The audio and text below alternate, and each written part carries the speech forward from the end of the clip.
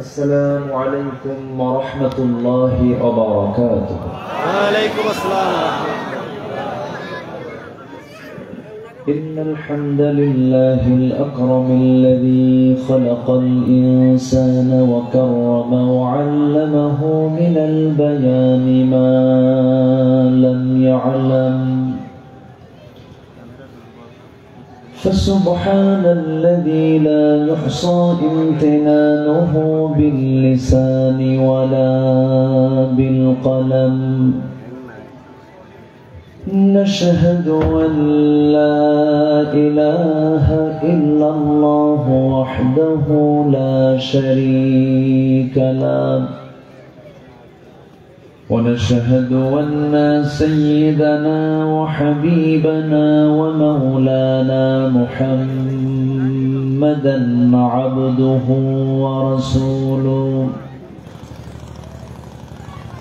الذي أرسله بالحق بشيرا ونذيرا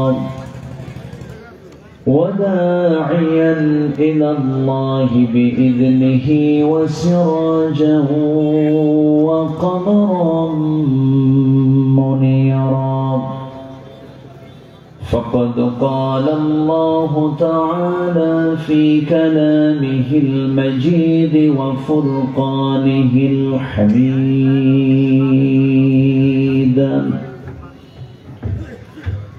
أعوذ بالله من الشيطان الرجيم. بسم الله الرحمن الرحيم.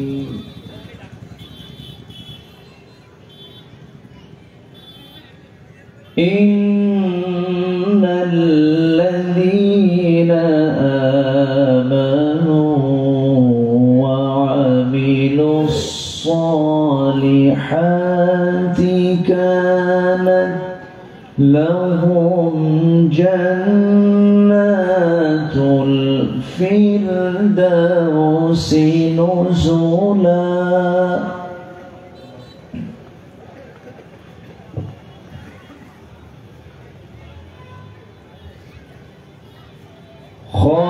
خالدين فيها لا يبغون عنها حولا.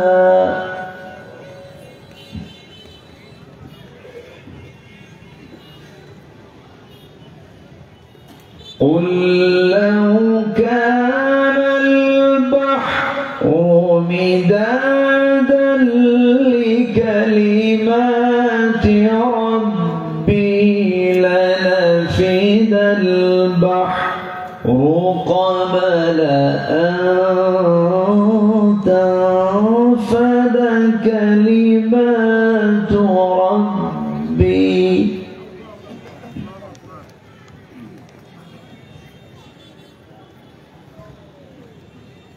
أن تنفد كلمات ربي ولو جئنا بمثله مددا.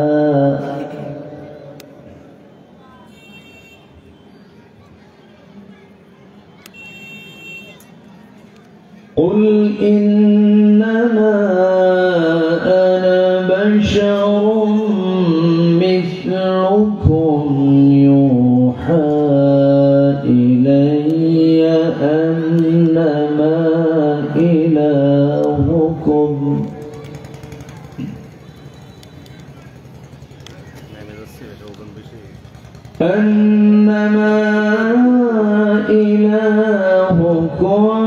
إله واحد.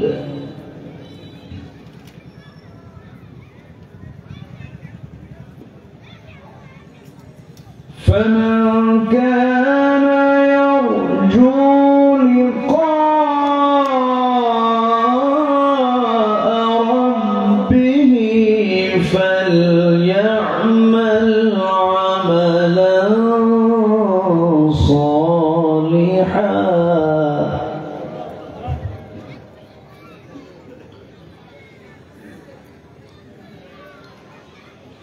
فليعمل عملا صالحا ولا يشرك بعبادة ربه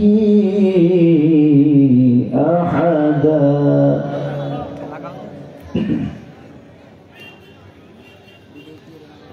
الله أكبر.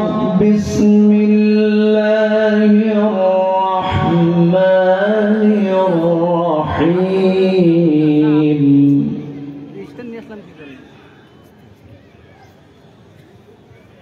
إن الله وملائكته يصلون على النبي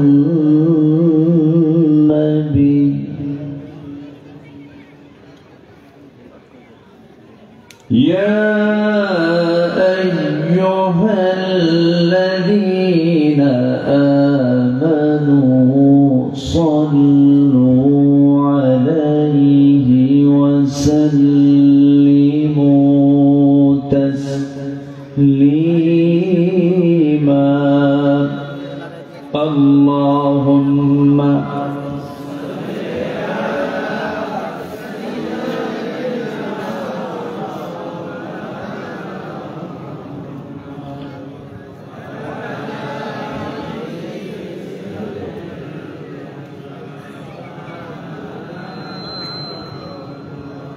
সবাই বলুন বালাগাল উলা বিকামালিহি কাশাফাত তুজা বিজামালিহি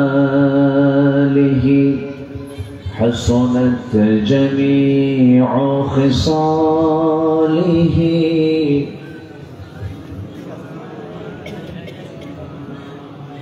সিরাজুল মিল্লাতাতুম হি فخر دو عالم دلبار مولاه شريف الأنبياء نسخا كل أديان بذره بلغ العلا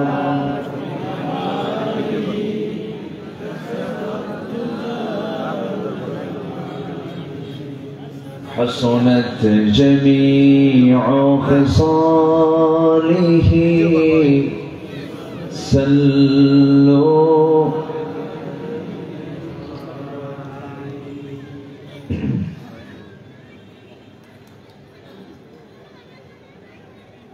সুন্দরবন লাগোয়া অঞ্চল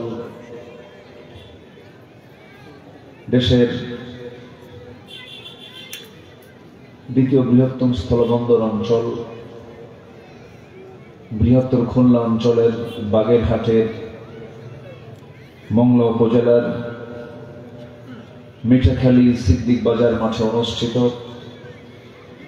ইসলামী সমাজ কল্যাণ পরিষদের উদ্যোগে আয়োজিত প্রথম বার্ষিকী তাফসীরুল কোরআন মাহফিল 2025 মহৎ আয়োজনের সম্মানিত সুযোগ্য সভাপতি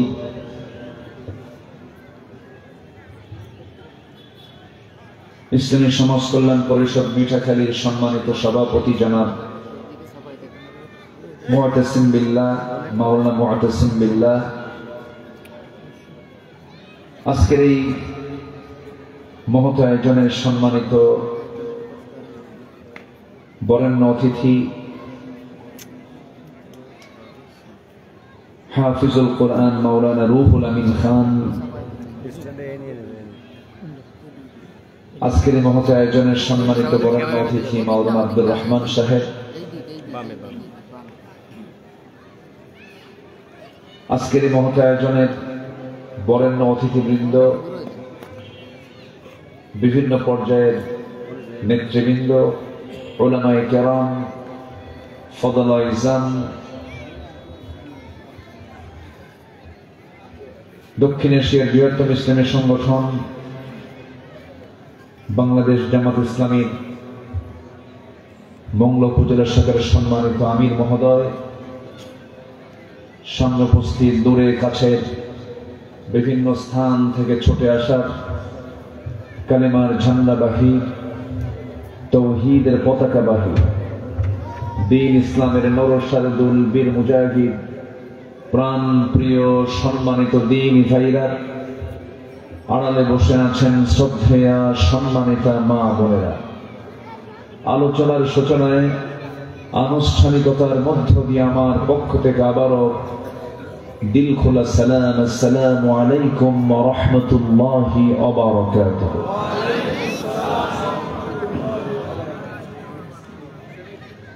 সবাই কেমন আছেন?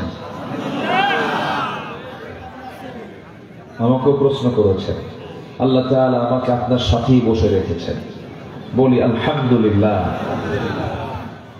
আমার মনে হয় মনে করতে কিছু শুনলে ভালো হয়, একটু আমার কানে একটু আসা দরকার, অবস্থা ওই পাশে একটু রিভার্ব দরকার নাই, কিন্তু আমার কানে আওয়াজ দিতে হবে, আওয়াজ করে মহান রব্বুল আলামিনের শুকরিয়া যে মহান আল্লাহ সুবহানাহু ওয়া তাআলা একটি বৈরী আবহাওয়ার মাঝে বৈশাখের এই প্রতিকূল পরিবেশে চতুর্দিকে যখন ঘন বৃষ্টি, আমি নিজেও দেখে এসেছি, চতুর্দিকে বৃষ্টি, মাঝখানে শুধু এই মাহফিল স্পটটা আমি লক্ষ্য করলাম, এখন পর্যন্ত বৃষ্টির ওইরকম ধরনের প্রাকৃতিক দুর্যোগের মুখোমুখি এখনো হয়নি। আল্লাহ পাক কোরআন শোনার জন্য এমন একটি অনুকূল পরিবেশ আমাদের জন্য তৈরি করে দিয়েছেন। শুকরিয়া জ্ঞাপন করছি, মুহাব্বাতান বলে উঠছি আলহামদুলিল্লাহ। আবারও বলছি আলহামদুলিল্লাহ। চিৎকার মেরে বলছি আল্লাহুম্মা ইন্নী আসআলুকা আল হুদা ওয়াত তুকা ওয়াল আফাফা ওয়াল গিনা। সবাই বলি আল্লাহুম্মা আইন্নি আলা যিকরিকা ওয়া শুকরিকা ওয়া হুসনি ইবাদাতিকা। সবাই বলি আল্লাহু আকবার কাবীরা ওয়ালহামদুলিল্লাহি কাসীরা সুবহানাল্লাহি বুকরাতান ওয়া আসীলা। আমরা আল্লাহ তাআলার শুকর আদায় করে নিলাম। সম্মানিত ভাই সব,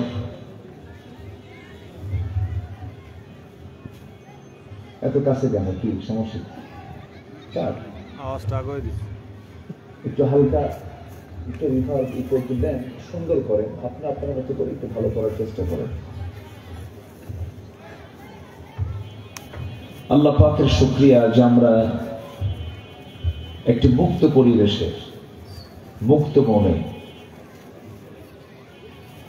অনুকূল পরিবেশে আমরা কোরআন শোনার এবং বলার একটা পরিবেশ পেয়েছি, বলি আলহামদুলিল্লাহ।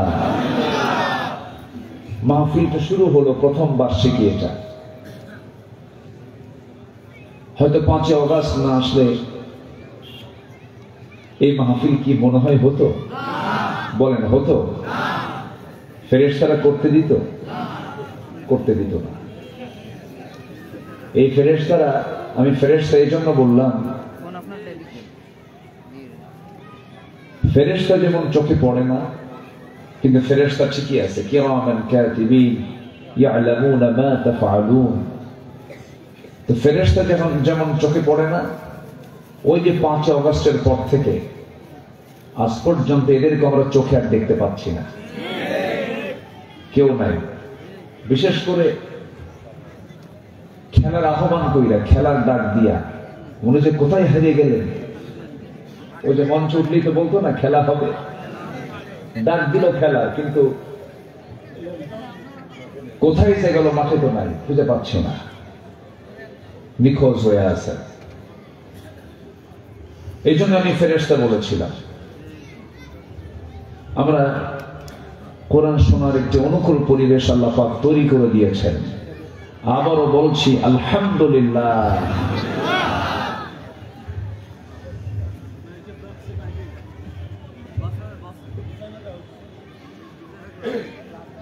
মাইকি তো ভালো হচ্ছে। আবারও বলছি আলহামদুলিল্লাহ। কোরআনকে সবাই শুনতে পারে? কোরআন ওয়ালা কি সবাই হতে পারে? কোরআনের দলকে সবাই করতে পারে? এটার জন্য তাকদীর লাগে। কি লাগে? ইয়াহদি আল্লাহু মান ইয়াশা, আল্লাহ যাকে চান তাকে হেদায়েত দেন। হেদায়েত কি কোন ব্যক্তির হাতে? না, আমি কথা বলতে পারবো না, এরকম করে কথা বলা যাবে না। জিকির করি লা ইলাহা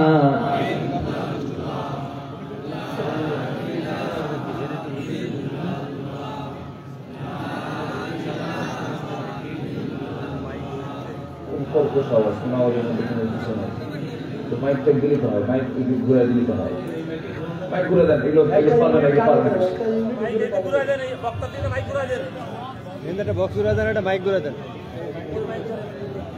আরো জোরে লা ইলাহা ইল্লাল্লাহ সুবহানাল্লাহ ওয়ালহামদুলিল্লাহ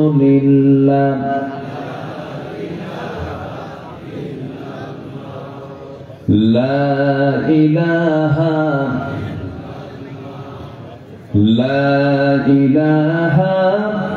ইল্লাল্লাহ মুহাম্মাদুর রাসূলুল্লাহ সাল্লাল্লাহু আলাইহি ওয়াসাল্লাম। আমি আলোচনার সূচনায় কোরআনে কারীমের গুরুত্বপূর্ণ একটা সূরা সূরাতুল কাহফের শেষ দিকের দুটো আয়াত আমি তেলাওয়াত করেছি। দুটো আয়াতকে সামনে রেখে কিছু কথা বলতে চাচ্ছি। ওমা তাওফীকি ইল্লা বিল্লাহ আলাইহি তাওয়াক্কালতু ওয়া ইলাইহি উনীব। সেই মহান রবের প্রতি পূর্ণ ভরসা রেখে আসুন আমরা আলোচনার দিকে, মূল আলোচনার দিকে চলে যাই। আমরা যে জায়গা থেকে এসেছি আমরা সেই জায়গায় ফেরত যেতে চাই। আমরা এসেছি জাহান্নাম থেকে না জান্নাত থেকে? বলুন, জাহান্নাম থেকে না জান্নাত থেকে? সেই জান্নাতে আমরা ফিরে যেতে চাই। জোরে বলি ইনশাআল্লাহ। কোন বান্দা জাহান্নামে যাক, এটা কি আমার আল্লাহর চাওয়া? আল্লাহ কি চান যে বান্দা জাহান্নামে যাক? আল্লাহ কি চান? আল্লাহর প্রত্যাশা কি বান্দা কোথায় যাক? জান্নাতে ফিরে যাক। কিন্তু বান্দা যে জাহান্নামে যাবে, বান্দার নিজের কর্মদোষে সে যা কামাই করবে, সে যা অর্জন করবে, সে অর্জনের ফলাফল হিসেবে সে জাহান্নামে চলে যাবে। এই ক্ষেত্রে কি আল্লাহর কোনো দোষ আছে? অনেকে কিন্তু আল্লাহকে দোষী করে। যেমনে নাচার কি মুশকিল, মাইকে এরা বুঝতেছে না বেশি তো, এই যে চোঁচো করতেছে, একটা এক্সট্রা আওয়াজ হচ্ছে, আমি তো বুঝতেছি না। সেট নতুন অপারেটর নতুন, তাই তো মনে হচ্ছে। মাইক টাইক নাই, এদিকে কোনো মাইক নেই, হর্ন নেই। একটা হর্ন দিয়ে দেন, কাছ থেকে দুটো হর্ন দেন, এগুলো বন্ধ করে দেন, মাইকের আওয়াজই ভালো হবে মনে হয়। এগুলো সেট ভালো হচ্ছে না। এই বক্তা শুনতেছে না, বক্তা শুনতেছেন, ওই মাইক্রোফোনটা বক্তা শুনতেছে। দুটো মাইক ফিট করে দেন। সম্মানিত ভাইয়েরা, তাহলে কিছু কিছু কবিদের যে কথা, যেমনে নাচাও তেমনে নাচি, পুতুলের কি দোষ? মানে আমি যা আকাম কুকাম করবো সব দোষটা আল্লাহরে, আল্লাহ আমারে করাই খান। জোরে বলি নাউযুবিল্লাহ। এরকম নাস্তিক চেতনা লালনকারী কিছু বদমাইশ আমার দেশে আছে না নাই বলেন তো? আচ্ছা, আল্লাহ তাআলা প্রত্যেক বান্দার ভিতরে ভালো মন্দ ন্যায় অন্যায় জ্ঞান বুদ্ধি বিবেক কর্মের স্বাধীনতা দিয়ে আল্লাহ তাআলা বান্দাকে দুনিয়াতে পাঠিয়ে দিয়েছেন। এটা ভালো, এটা মন্দ, এটা হালাল, এটা হারাম, সবকিছু স্পষ্ট করে দিয়েছেন। তিনি কে? আল্লাহ তাআলা। এবং আল্লাহ তাআলা বান্দার সামনে কোরআনটাকে সুস্পষ্ট করে দিয়েছেন এবং বান্দাকে জানায় দিচ্ছেন ফাআইনা তাযহাবুন ইন হুয়া ইল্লা যিকরুল লিল আলামিন। বান্দা তুমি কোথায় দৌড়াও, কোন দিকে দৌড়াও, কোন দিকে যাও? তোমার জিকিরের জন্য সবচেয়ে বড় জিকির হলো কোরআন। কোরআনটাকে সুন্দর করে তুমি ফলো করো, কোরআনটাকে মেনে চলো। তোমার ব্যক্তি জীবন থেকে শুরু করে নিয়ে রাষ্ট্র জীবন পর্যন্ত, রান্নাঘর থেকে শুরু করে নিয়ে সংসদ পর্যন্ত তোমার যা কিছু প্রয়োজন সব আয়োজন মিটিয়ে দিয়েছেন এই কিতাবের মধ্যে। তিনি আমার কে? জোরে বলুন, তিনি আমার কে? আল্লাহ দিয়েছেন, কোনো কিছু তিনি বাদ রাখেন নাই। যেই দিন এই পৃথিবীতে প্রথম মানুষ দুজনকে পাঠায় দিয়েছেন, সেই দিন থেকে কোনো মানুষকে আল্লাহ রাব্বুল আলামিন কিতাব ছাড়া পাঠান নাই। আদম আলাইহিস সালাতু ওয়াস সালাম থেকে শুরু করে নিয়ে আমার নবী পর্যন্ত সমস্ত নবীরা ছিলেন, রাসূলরা ছিলেন কিতাব ছাড়া না কিতাবওয়ালা? বলেন, কিতাব ছাড়া না কিতাবওয়ালা? সব নবী রাসূল ছিলেন কিতাবওয়ালা। সব নবীদের দাওয়াত কিন্তু একই ছিল, সব নবীদের দিন কিন্তু একটাই ছিল, সব নবীদের কালিমা একটাই ছিল। আলম তারা কাইফা দারাবাল্লাহু মাসালান কালিমাতান তাইয়িবাতান কাশাজারাতিন তাইয়িবাহ أصلها ثابت وفرعها في السماء।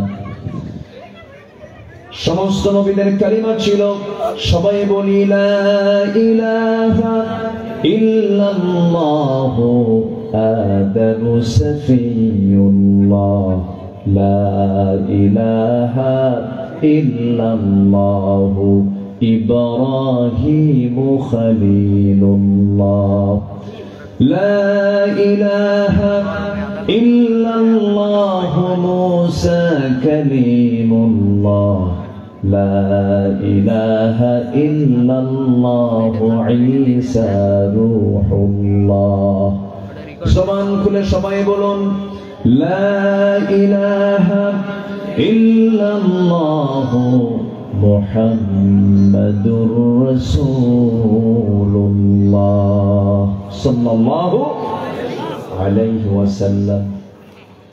সব নবীর দিন একটাই ছিল।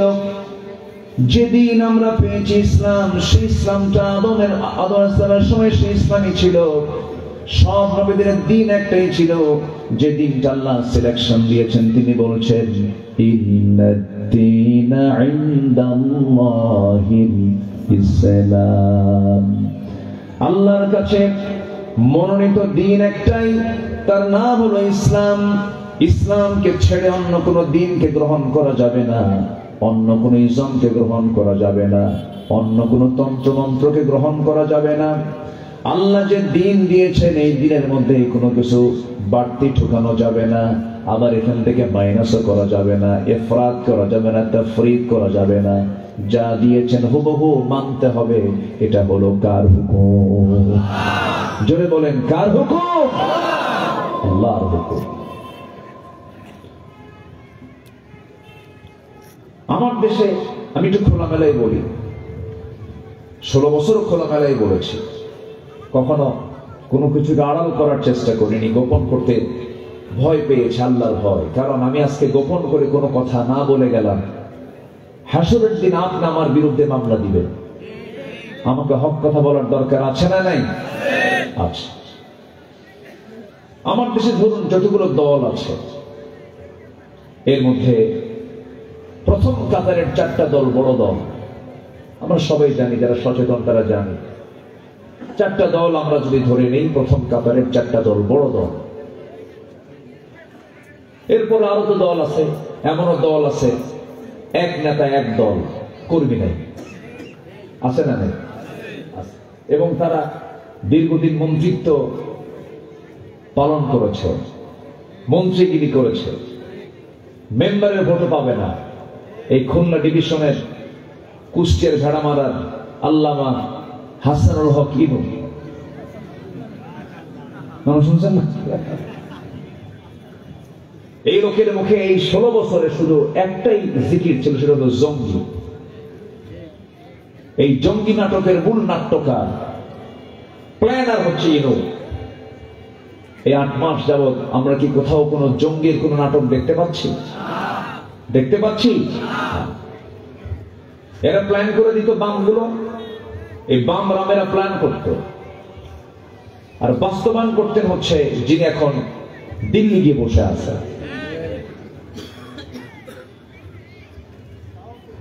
আলহাজ শেখ হাসিনা। আচ্ছা, হযরত শেখ হাসিনা।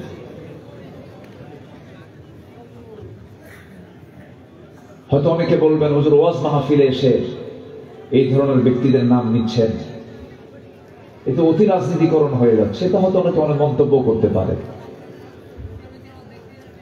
কোরআনটা কার কিতাব বলেন তো? জোরে বলেন, কার কিতাব?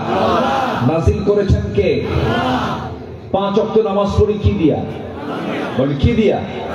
ইমাম সাহেব কি সূরা লাহাব পড়ে? আসতে পারে সূরা লাহাব পড়ে কিনা? লাহাব কেন আসবে? কোরআনে কারীমের মধ্যে যদি আবু লাহাবের নাম আসে, বক্তৃতার মধ্যেও ফ্যাসিস্ট সরকার জালিমদের নাম আসতে হবে, ঠিক কিনা? আসতে হবে, আসতে হবে। হককে স্পষ্ট করতে হবে।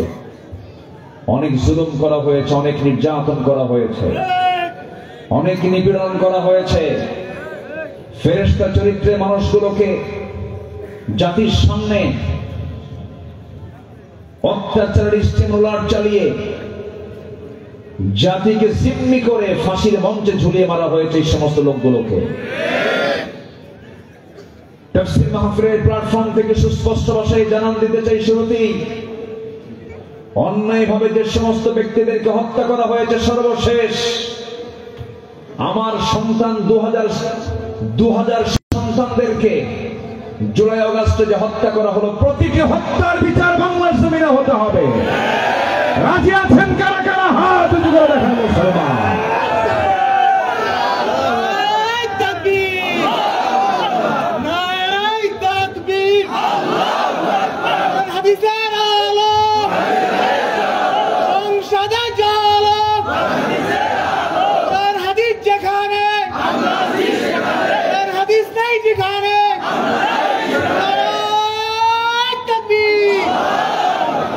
আল্লাহ কবুল করুন। জোরে বলি আমিন, আরো জোরে আমিন।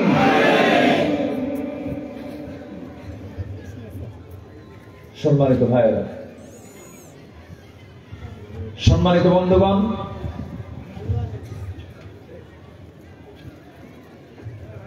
আমাদের মূল টার্গেট হলো আমরা জাহান্নামে যাব না জান্নাতে যাব? গোলাম হতে হবে কার? কার গোলাম হতে হবে? এটা আপনি শোনেন, ওনার সঙ্গে একটু আই কন্ট্যাক্ট হওয়া দরকার। এখনো ঠিক হয়নি কিন্তু। মাইক কোথায়? মাইক লাগাইছেন কোথায়? মাইক কই? এখনো দেন নাই? ও শেষে দিবেন।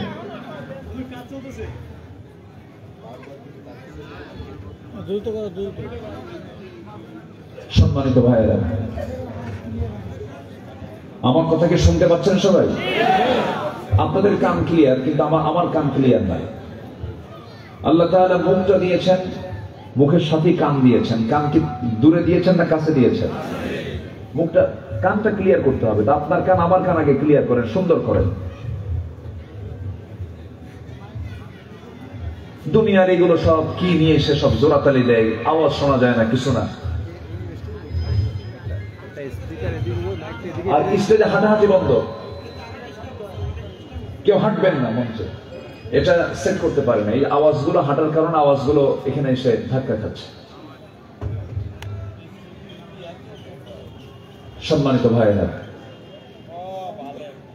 সবাইকে আমরা জান্নাত পেতে চাই নাকি? সবাই রাজি আছেন তো ইনশাআল্লাহ? আল্লাহ কবুল করুন। কিন্তু দলটা করে যেতে হবে কার? আসতে বলবেন না কার? আরো জোরে কার? কোরআনকে যদি প্রশ্ন করেন, কোরআন বলো তো দলটা কি দল করবে, এই জবাব তো মনে হয় কোরআনে নাই। আসতে বলবেন না, আছে না নাই? আমার দেশে বৃহৎ দল কয়টা বড়? বলেন কয়টা বড়? চারটা বড়। এই চারটি দলের মধ্যে সবগুলো কি ইসলামী দল? বলেন। এর মধ্যে একটা ইসলামী দল আছে যার নামের সাথেও ইসলাম জড়িত, আছে না নাই? বলেন। এবং তাদের কথা হলো আমরা সমাজে, রাষ্ট্রে কি প্রতিষ্ঠা করতে চাই? ইসলাম। বাকি যে তিনটা দল আছে এরা কি কখনো বলে যে আমরা ইসলাম কায়েম করতে চাই? বলেন চায় না। তাদের কিন্তু আহ্বান এটাও নাই যে আমরা জমিন আল্লাহর দিন কায়েম করতে চাই, কারণ তাদের দলগুলো ইসলামী দল না। একটু মনে রাখবেন কথাগুলো, একটু আপনাদেরকে গুরুত্ব সহকারে শুনতে হবে। কিন্তু আল্লাহ রাব্বুল আলামিন বলছেন, বান্দা শোনো, আমি তোমাকে যে দিন দিয়েছি এই দিনের বাইরে অন্য কোন দিন তোমার গ্রহণ করা যাবে না। আল্লাহ রাব্বুল আলামিন সুস্পষ্ট ভাষায় জানিয়ে দিলেন, ওয়া মাইয়াবতাগি গায়রাল ইসলামি দীনান ফালান ইউকবালা মিনহু ওয়া হুয়া ফিল আখিরাতি মিনাল খাসিরিন। জীবন বিধান হিসাবে ইসলামকে ছেড়ে দিয়ে অন্য কোন দিনকে যদি কোনো বান্দা গ্রহণ করে, ফালান ইউকবালা মিনহু, আল্লাহ রাব্বুল আলামিন বলেন আমি তার কোনো কিছুই গ্রহণ করব না, আখিরাতে সেই ক্ষতিগ্রস্তদের অন্তর্ভুক্ত হয়ে যাবে। অর্থাৎ দল যদি করতে হয় সেই দলটা করতে হবে কার দল? আসতে বলবেন না কার দল? সেই দলের লোকগুলো কি করবে? ওয়ালতাকুম মিনকুম উম্মাতুন ইয়াদউনা ইলাল খায়রি ওয়া ইয়া'মুরুনা বিল মা'রুফি ওয়া ইয়ানহাউনা আনিল মুনকার ওয়া উলাইকা হুমুল মুফলিহুন। জোরে বলুন আল্লাহু আকবার। সেই দলের কাজ হবে তোমাদের মধ্যে এমন একটা দল থাকা দরকার যে দল মানুষকে সৎ কাজের আদেশ দেবে, অসৎ কাজের নিষেধ করবে, বাধা প্রদান করবে। আর এই হলো সফল কাম। এই জন্য আমার বন্ধুগণ, দল তো করতেই হবে, সেই দলটা করব কার দল? আল্লাহ অন্য জায়গায় বলছেন, ওয়া মান ইয়াতাওয়াল্লাল্লাহা ওয়া রাসূলুহু ওয়াল্লাযীনা আমানু والذين آمنوا فإن حزب الله هم الغالبون। জোরে বলুন আল্লাহু আকবার। যারা আল্লাহকে অভিভাবক মনে করবে এবং রাসূলকে যারা বন্ধু বানাবে, ঈমানদারকে যারা বন্ধু বানাবে, জেনে রেখে দিও আল্লাহর দলটাই বিজয়ী দল। যেরকম সুবহানাল্লাহ। দল করে যাব কার দল? আসতে বলবেন না কার দল? আল্লাহর দল। ইসলামী দল করতে হবে। অনিসলামী কোন দল করলে পরে বড় বেকায়দা হয়ে যাবে, কারণ কিয়ামতের দিন আপনি একা একা আল্লাহর সামনে হাজির হবেন না। আল্লাহ নিজে কোরআনে জানায়া দিচ্ছেন, ওয়া মানাদউ কুল্লা উনাসিন বিইমামিহিম।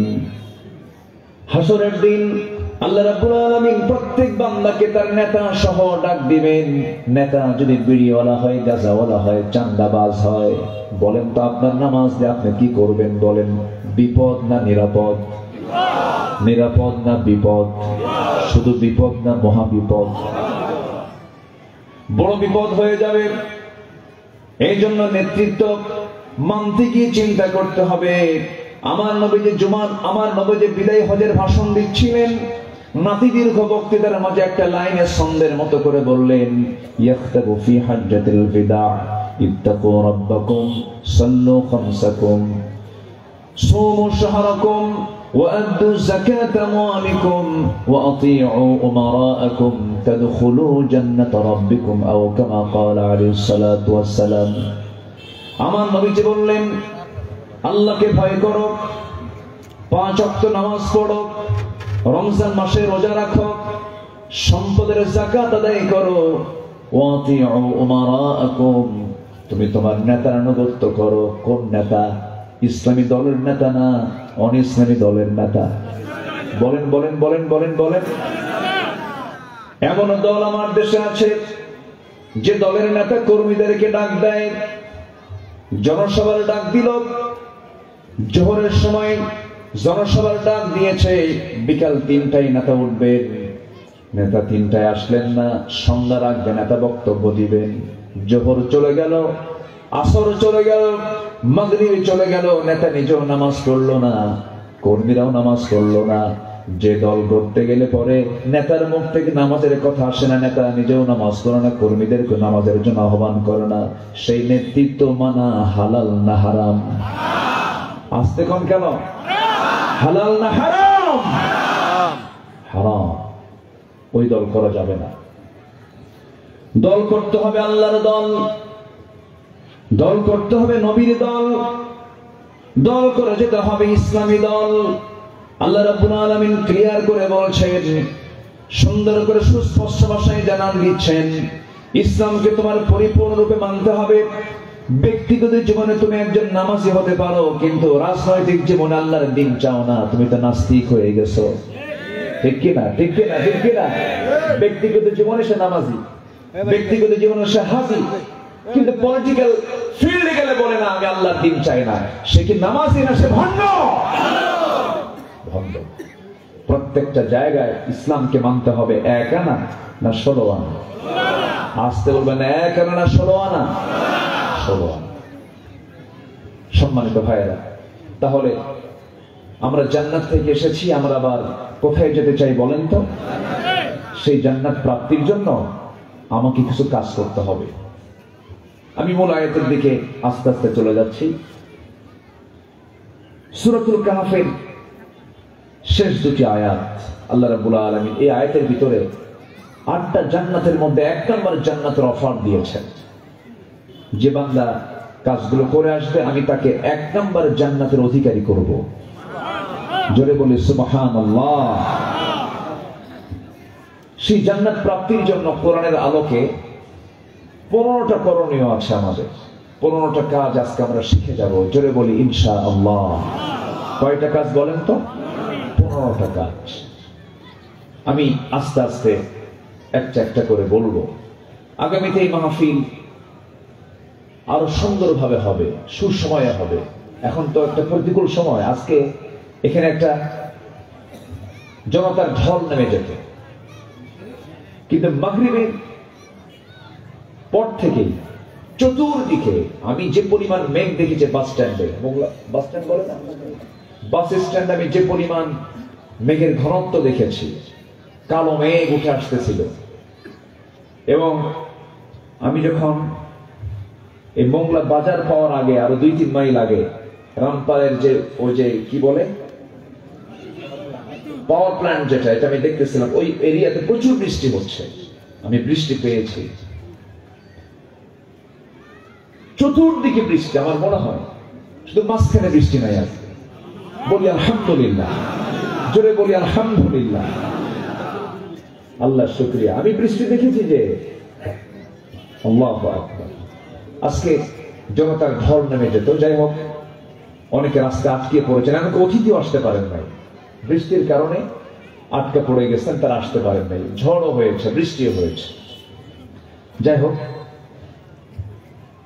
আগামীতে মাহফিল 1 দিন না 2 দিন হবে। জোরে বলি ইনশাআল্লাহ। কয়দিন হবে? আগে বছর পার হলে এরপরে বছর 3 দিন হবে। এরকম করে এটি একটি পরিপূর্ণ প্রতিষ্ঠানের রূপ নেবে। জোরে বলি ইনশাআল্লাহ। কেন বললাম জানেন? আলোচনা ধারাবাহিকতার জন্য 1 দিন হয় না, 2 দিন হলে একটু ভালো হয়, 3 দিন হলে আরো ভালো হয়, 4 দিন হলে আরো ভালো হয়, 5 দিন হলে তো কথাই নেই। এই কালচারটা ইদানিং একটু কমে গেছে। এটা চালু রেখেছিলেন বিশ্ব ইসলামী আন্দোলনের অন্যতম সিপাহ সালার শহীদ আল্লামা দেলাওয়ার হোসেন সাইদ রাহিমাহুল্লাহ। তিনি মাহফিল যেখানে করতেন একটানা 3 দিন 4 দিন 5 দিন পর্যন্ত তিনি করতেন না? চট্টগ্রামের প্যারেড ময়দান, রজব আলী ময়দান, আল্লাহ পাক আমাকে এবছর, আমি প্রথম দিন ছিলাম। দীর্ঘ 18 বছর পর মাহফিলটা শুরু হলো আবার। 29 বছর একটানা চালু রেখেছিলেন আল্লামা সাইদ রাহিমাহুল্লাহ। 29 বছর, 77 থেকে নিয়ে 2006 সাল পর্যন্ত, মাঝখানে 18 বছর করতে দেয়নি। এবার আবার শুরু হয়েছে। আল্লাহ তুমি দিন শোনার পথকে আমাদের জন্য সহজ করে দাও, দিন বোঝার পথকে আমাদের জন্য সহজ বানিয়ে দাও। জোরে বলি আল্লাহুম্মা আমিন। উনি সেখানে 5 দিন ব্যাপী করতেন। আল্লাহ যেন এই মাহফিলকে কিয়ামত পর্যন্ত কবুল করেন। জোরে বলি আমিন। কেন বললাম এই কথাগুলো বলার কারণ হলো, প্রথম বার্ষিকী তো, একটু সময় নিয়ে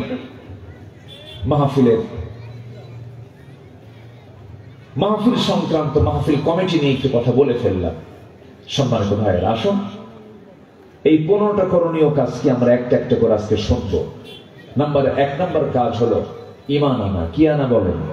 খুব সহজ কাজ। হুজুর এটা এত সহজ, এটা তো আমার দাদাও আনছে, আমার বাপও আনছে, আমিও আনছি। আমার দাদা শরীফুল ইসলাম, আমার বাপ শহীদুল ইসলাম, আমি হলাম আমিনুল ইসলাম। 3 ইসলাম আছে। এরপরে আবার আপনি বলতেছেন আপনার ঈমান আনতে হবে, এটা আবার কেমন কথা? ঈমান কি পৈতৃক সূত্রে পাওয়া কোনো সম্পত্তির না? না, ঈমানটা আনতে হবে। ঈমান না আনা পর্যন্ত বংশীয় কোন পরিচয় যে আমি জান্নাত পাবো না। মহান রব্বুল আলামিন সুন্দর করে বলছেন, ইন্নাল্লাযীনা আমানু ওয়া আমিলুস সালিহাতি কানাত লাহুম জান্নাতুল ফিরদাউসি নুজুলা খালিদিনা ফিহা লা ইয়াবগুনা আনহা হিওয়ালা। জোরে বলুন আল্লাহু আকবার। নিঃসন্দেহে যারা ঈমান আনবে এবং নেক আমল করবে তাদের জন্য রয়েছে ফার্স্ট ক্লাস জান্নাত। 1 নম্বর জান্নাতের নাম কি বলুন? জোরে বলুন, কি নাম বলুন? জান্নাতুল ফিরদাউস। ওই ব্যক্তির জন্য জান্নাতুল ফিরদাউস হয়ে যাবে যে ঈমান আনবে এবং নেক আমল করবে। ঈমান আছে, নেক আমল নাই। আবার নেক আমল আছে, ঈমান নাই, তার কোনো দাম নাই। ঈমানহীন আমলের কোনো দাম হবে না, আবার আমলহীন ঈমানের কোনো মূল্য আল্লাহর দরবারে থাকবে না। দুটার সমন্বয় থাকতে হবে। এই দুটার সমন্বয় যার মধ্যে থাকবে সেই ব্যক্তি জান্নাত পেয়ে যাবে। জান্নাত পাওয়ার জন্য সাহাবীরা কি পেরেশান ছিলেন। আমার নবীজি শুধু সাহাবায়ে কেরামকে বলছেন, সাহাবীরা কে জান্নাত পেতে চাও, আমি কি তোমাদেরকে এমন একটা জান্নাতের সংবাদ দেব নাকি যে জান্নাতের দরজার প্রশস্ততা হবে, যে জান্নাতের প্রশস্ততা হবে আসমান জমিন বরাবর। এমন কথা শোনার সঙ্গে সঙ্গে সাহাবায়ে কেরাম বলছেন, ইয়া রাসূলুল্লাহ, ওই জান্নাত পাওয়ার জন্য কি কাজটা করতে হবে? রাসূল বললেন, বদর প্রান্তরে যুদ্ধের ময়দানে ঝাঁপিয়ে পড়তে হবে। সাহাবী সেই সময় একটা খেজুর খাচ্ছিলেন, খেজুরের অর্ধেকটা খেয়েছেন আর অর্ধেকটা হাতে আছে। এই কথা শোনার সঙ্গে সঙ্গেই তিনি করলেন কি, অর্ধেক খেজুরটা না খেয়ে মুখ থেকে ফেলে দিলেন। রাসূল বলছেন, সাহাবী তুমি অর্ধেক খেজুর খেলে আর অর্ধেক খেজুর ফেলে দিলে, এর কারণটা কি? হুজুর অর্ধেক খেজুর খেয়েছে আর অর্ধেক খেজুরটা ফেলে দেওয়ার কারণ হলো এই খেজুরটা খেতে যতটুকু সময় লাগবে এটা আমার জন্য লস। এক্ষণে চলে গেলাম জিহাদের প্রান্তরে, শহীদ হয়ে জান্নাতে যেতে চাই। জোরে বলি সুবহানাল্লাহ, আরো জোরে বলি সুবহানাল্লাহ। জান্নাত পাওয়ার জন্য তাদের কি আকাঙ্ক্ষা ছিল, কি তীব্র আকাঙ্ক্ষা তাদের মধ্যে কাজ করেছে। যে মুসাহাবের জীবনে এক পোশাক একদিন পরেছেন, দ্বিতীয় দিন সেই পোশাক পরেন নাই, দ্বিতীয় দিন যে পোশাক পরেছেন তৃতীয় দিন সেই পোশাক পরেন নাই। সেই মুসাহাবের বিলাসী জীবন ছিল, সেই মুসআব বিন আমির রাদিয়াল্লাহু তাআলা আনহু যেদিন দিন গ্রহণ করলেন, সেদিন থেকে নিয়ে এত সিম্পল হয়ে গেলেন, এত সাধারণ হয়ে গেলেন। নবীর সঙ্গে হিজরত করলেন, মদিনায় চলে গেলেন। উহুদ যুদ্ধের ডাক চলে এলো। এই মুসআব যুদ্ধের ময়দানে ঝাঁপিয়ে পড়লেন, যুদ্ধে অংশগ্রহণ করলেন, যুদ্ধে শাহাদাত বরণ করলেন। দিন গ্রহণ করতে গিয়ে তিনি এত সিম্পল জীবন গ্রহণ করলেন যে সেই যুদ্ধে শহীদ হয়ে যাওয়ার পরে সাধারণত জিহাদের ময়দানে মুজাহিদ যুদ্ধ করে শহীদ হয়ে গেলে পরে অন্য কোনো কাপড় দিয়ে তার কাফনের কাপড় পরানো হয় না। যেই দেহে কাপড়টা থাকে ওই কাপড়টা দিয়ে তাকে সমাহিত করা হয়, রক্তাক্ত দেহ দিয়ে তাকে সম্পন্ন করা হয়, দাফন করা হয়। গোসল করানোর প্রয়োজন হয় না, কারণ ওই সমস্ত শহীদরা হাসরের দিন আল্লাহর সামনে ওই রক্ত মাখা কাপড় চোপড় নিয়ে, রক্ত মাখা দেহ নিয়ে আল্লাহর সামনে হাজির হয়ে যাবে। এবং তারা যখন আল্লাহর সামনে দাঁড়াবে সেই সময় আল্লাহ বলবেন, ফিমা যদি আনফুক, তোমার নাক কেন কাটা, ও উযুনুক, তোমার কান কেন কাটা, রক্তাক্ত দেহ কেন, হাত পা কাটা কেন। সেই সময় ওই সমস্ত শহীদরা বলবে, আল্লাহ তোমার জমিনে তোমার দিন কায়েমের জন্য আমার নাকটা কাফেররা কেটে নিয়েছে, আমার কানটা কেটে নিয়েছে, আমার শরীরকে ছিন্ন বিচ্ছিন্ন করে দিয়েছে, তোমার সন্তুষ্টির জন্য দিন কায়েমের সংগ্রামে ঝাঁপিয়ে পড়েছিলেন জিহাদের ময়দানে। আল্লাহ সেদিন বলবেন, ও মুজাহিদেরা, আজকে তোদের সাক্ষ্য তোরা পূরণ করেছিস, যা কোনো হিসাব নেব না, বিনা হিসেবে জান্নাত দিয়ে দিলাম। এই মুসআব বিন আমির রাদিয়াল্লাহু তাআলা দুনিয়া থেকে বিদায় নিলেন, শাহাদাত বরণ করলেন। কি মজবুত ঈমান তারা এনেছিলেন, যে বিলাসী জীবন তার ছিল, দিন গ্রহণ করার পরে তার সম্পূর্ণ উল্টা হয়ে গেল। জিহাদে অংশগ্রহণ করেছেন, শহীদ হয়ে গেছেন, কিন্তু দেখা গেল তাকে দাফন করার জন্য যে কাপড় লাগবে, তার গায়ে যে কাপড়টা ছিল সেই কাপড়টা দিয়া মাথা ঢাকলে পা ঢাকে না, পা ঢাকলে মাথা ঢাকে না। বুখারীর বর্ণনা, বুখারী শরীফের হাদিস এটা। পা ঢাকলে পরে মাথা ঢাকে না চাদর দিয়া, মাথা ঢাকলে পা ঢাকে না। আমার নবীর কাছে পরামর্শ চাওয়া হলো, ইয়া রাসূলুল্লাহ, আমাদের মুসআব শাহাদাত বরণ করেছে, তার কাফনের কাপড়টা আমরা পরাতে পারছি না কেন, কি হয়েছে? সতরটা বের হয়ে থাকে, মাথা ঢাকলে সতর বের হয়, আবার পাটা ঢাকলে মাথা বের হয়ে থাকে, কি করব আমরা? আমার নবীজি বলেন, কাপড় দিয়ে মাথার অংশটুকু ঢেকে দাও, আর পায়ের যে অংশ আছে তোমরা ইসখির নামক ঘাস দিয়া পাটা ঢেকে দিয়ে তাকে সমাহিত করে দাও। আমার বন্ধুগণ, ঈমান এনেছি আমরা, ঈমানের লালন করতে হবে, ঈমানের যত্ন নিতে হবে। ওয়াল্লাযীনা আমানু ওয়া লাম ইয়ালবিসু ঈমানাহুম বিযুলমিন উলাইকা লাহুমুল আমনু ওয়া হুম মুহতাদুন। জোরে বলুন আল্লাহু আকবার। ঈমান যারা আনবে এবং ঈমানকে যারা জুলুমের দ্বারা আচ্ছাদন করবে না, শিরকের দ্বারা যারা আচ্ছাদন করবে না, এই সমস্ত বান্দাগুলো আমার নিরাপত্তায় থেকে যাবে, এরাই হেদায়েত প্রাপ্ত বান্দা। অতএব ঈমান এনেছি, ঈমানকে অযত্নে রাখবো না যত্নে রাখবো? বলেন বলেন বলেন। ঈমানকে অযত্নে রাখবো না যত্নে রাখবো? ঈমানকে যত্নে রাখতে হবে, শিরক থেকে দূরে রাখতে হবে, বেদাত থেকে দূরে রাখতে হবে, কুফর থেকে দূরে রাখতে হবে, দুনিয়ার দল থেকে আমার ঈমানকে হেফাজত রাখতে হবে। দল করতে হবে কার? আল্লাহ। আমার বন্ধুগণ, একটু কান লাগাবেন। জান্নাতে যাওয়ার জন্য কোরআনের আলোকে 15টা করণীয় আমরা আজকে শিখে যাব। 1 নাম্বার শিখলাম আমরা, আল্লাহ রাব্বুল আলামিন বলছেন ঈমানটা ভালো করে আনতে হবে, সৎ আমল নেক আমলগুলো করতে হবে। নাম্বার 1 হয়ে গেল। নাম্বার 2 হলো তাকওয়া অবলম্বন করতে হবে।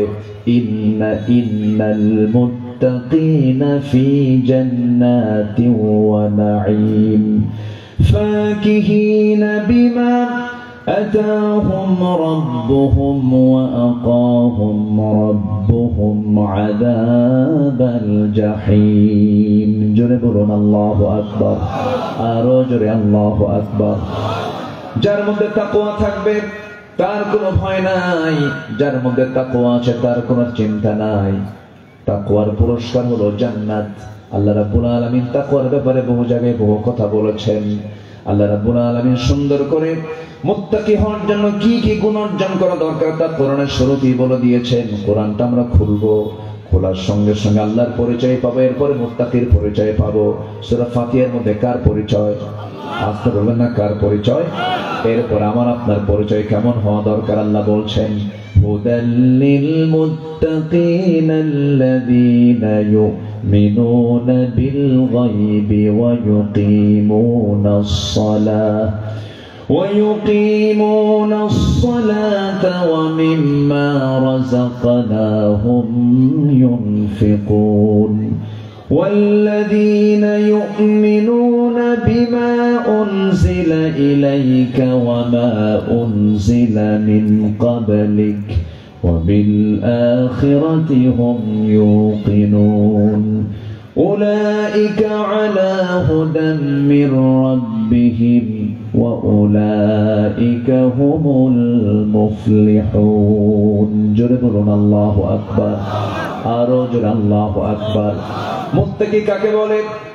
হুদাল লিল মুত্তাকিন আল্লাযীনা ইউমিনুনা বিল গায়ব, যারা অদৃশ্যের প্রতি যারা বিশ্বাস আনবে, যারা নামাজ কায়েম করবে এবং আমি যে রিজিক দিয়েছি সেই রিজিক থেকে কিছু অংশ আল্লাহর প্রতি খরচ করবে এবং কিতাবের প্রতি বিশ্বাস রাখবে, আখিরাতকে বিশ্বাস করবে, এরাই হলো হেদায়েত প্রাপ্ত বান্দা, এরাই হলো মুত্তাকি। কার কথা? আসতে বলবেন না কার কথা? নামাজ পড়ার কথা আসছে না নামাজ কায়েমের কথা আসছে? বলে নামাজ পড়া না নামাজ কায়েম করা? নামাজ পড়া হলো ব্যক্তিগত কাজ আর নামাজ কায়েম হলো সামষ্টিক কাজ। নামাজ কায়েমের কাজ কিন্তু একা করা যায় না। নামাজ কায়েমের সংগ্রাম করতে গেলে এককভাবে হয় না, এর জন্য সমষ্টি লাগে, সংঘবদ্ধতা লাগে, জমাতবদ্ধ হতে হয়। এই জন্য একা থাকবো না সংঘবদ্ধ হব। কার দলে? আজকে বলবেন না কার দলে? দল করা কি? আরো জোরে, আরো জোরে। দাওয়াত দেওয়া কি? সৎ কাজের আদেশ করা কি? অসৎ কাজের বাধা দেওয়া কি? ফরজ। সবই তো ফরজ কাজ, এগুলো বাদ দেওয়া যাবে না। তাকওয়া অবলম্বন করতে হবে। আমাকে আপনাকে তাকওয়ার নীতিগুলো অবলম্বন করতে হবে।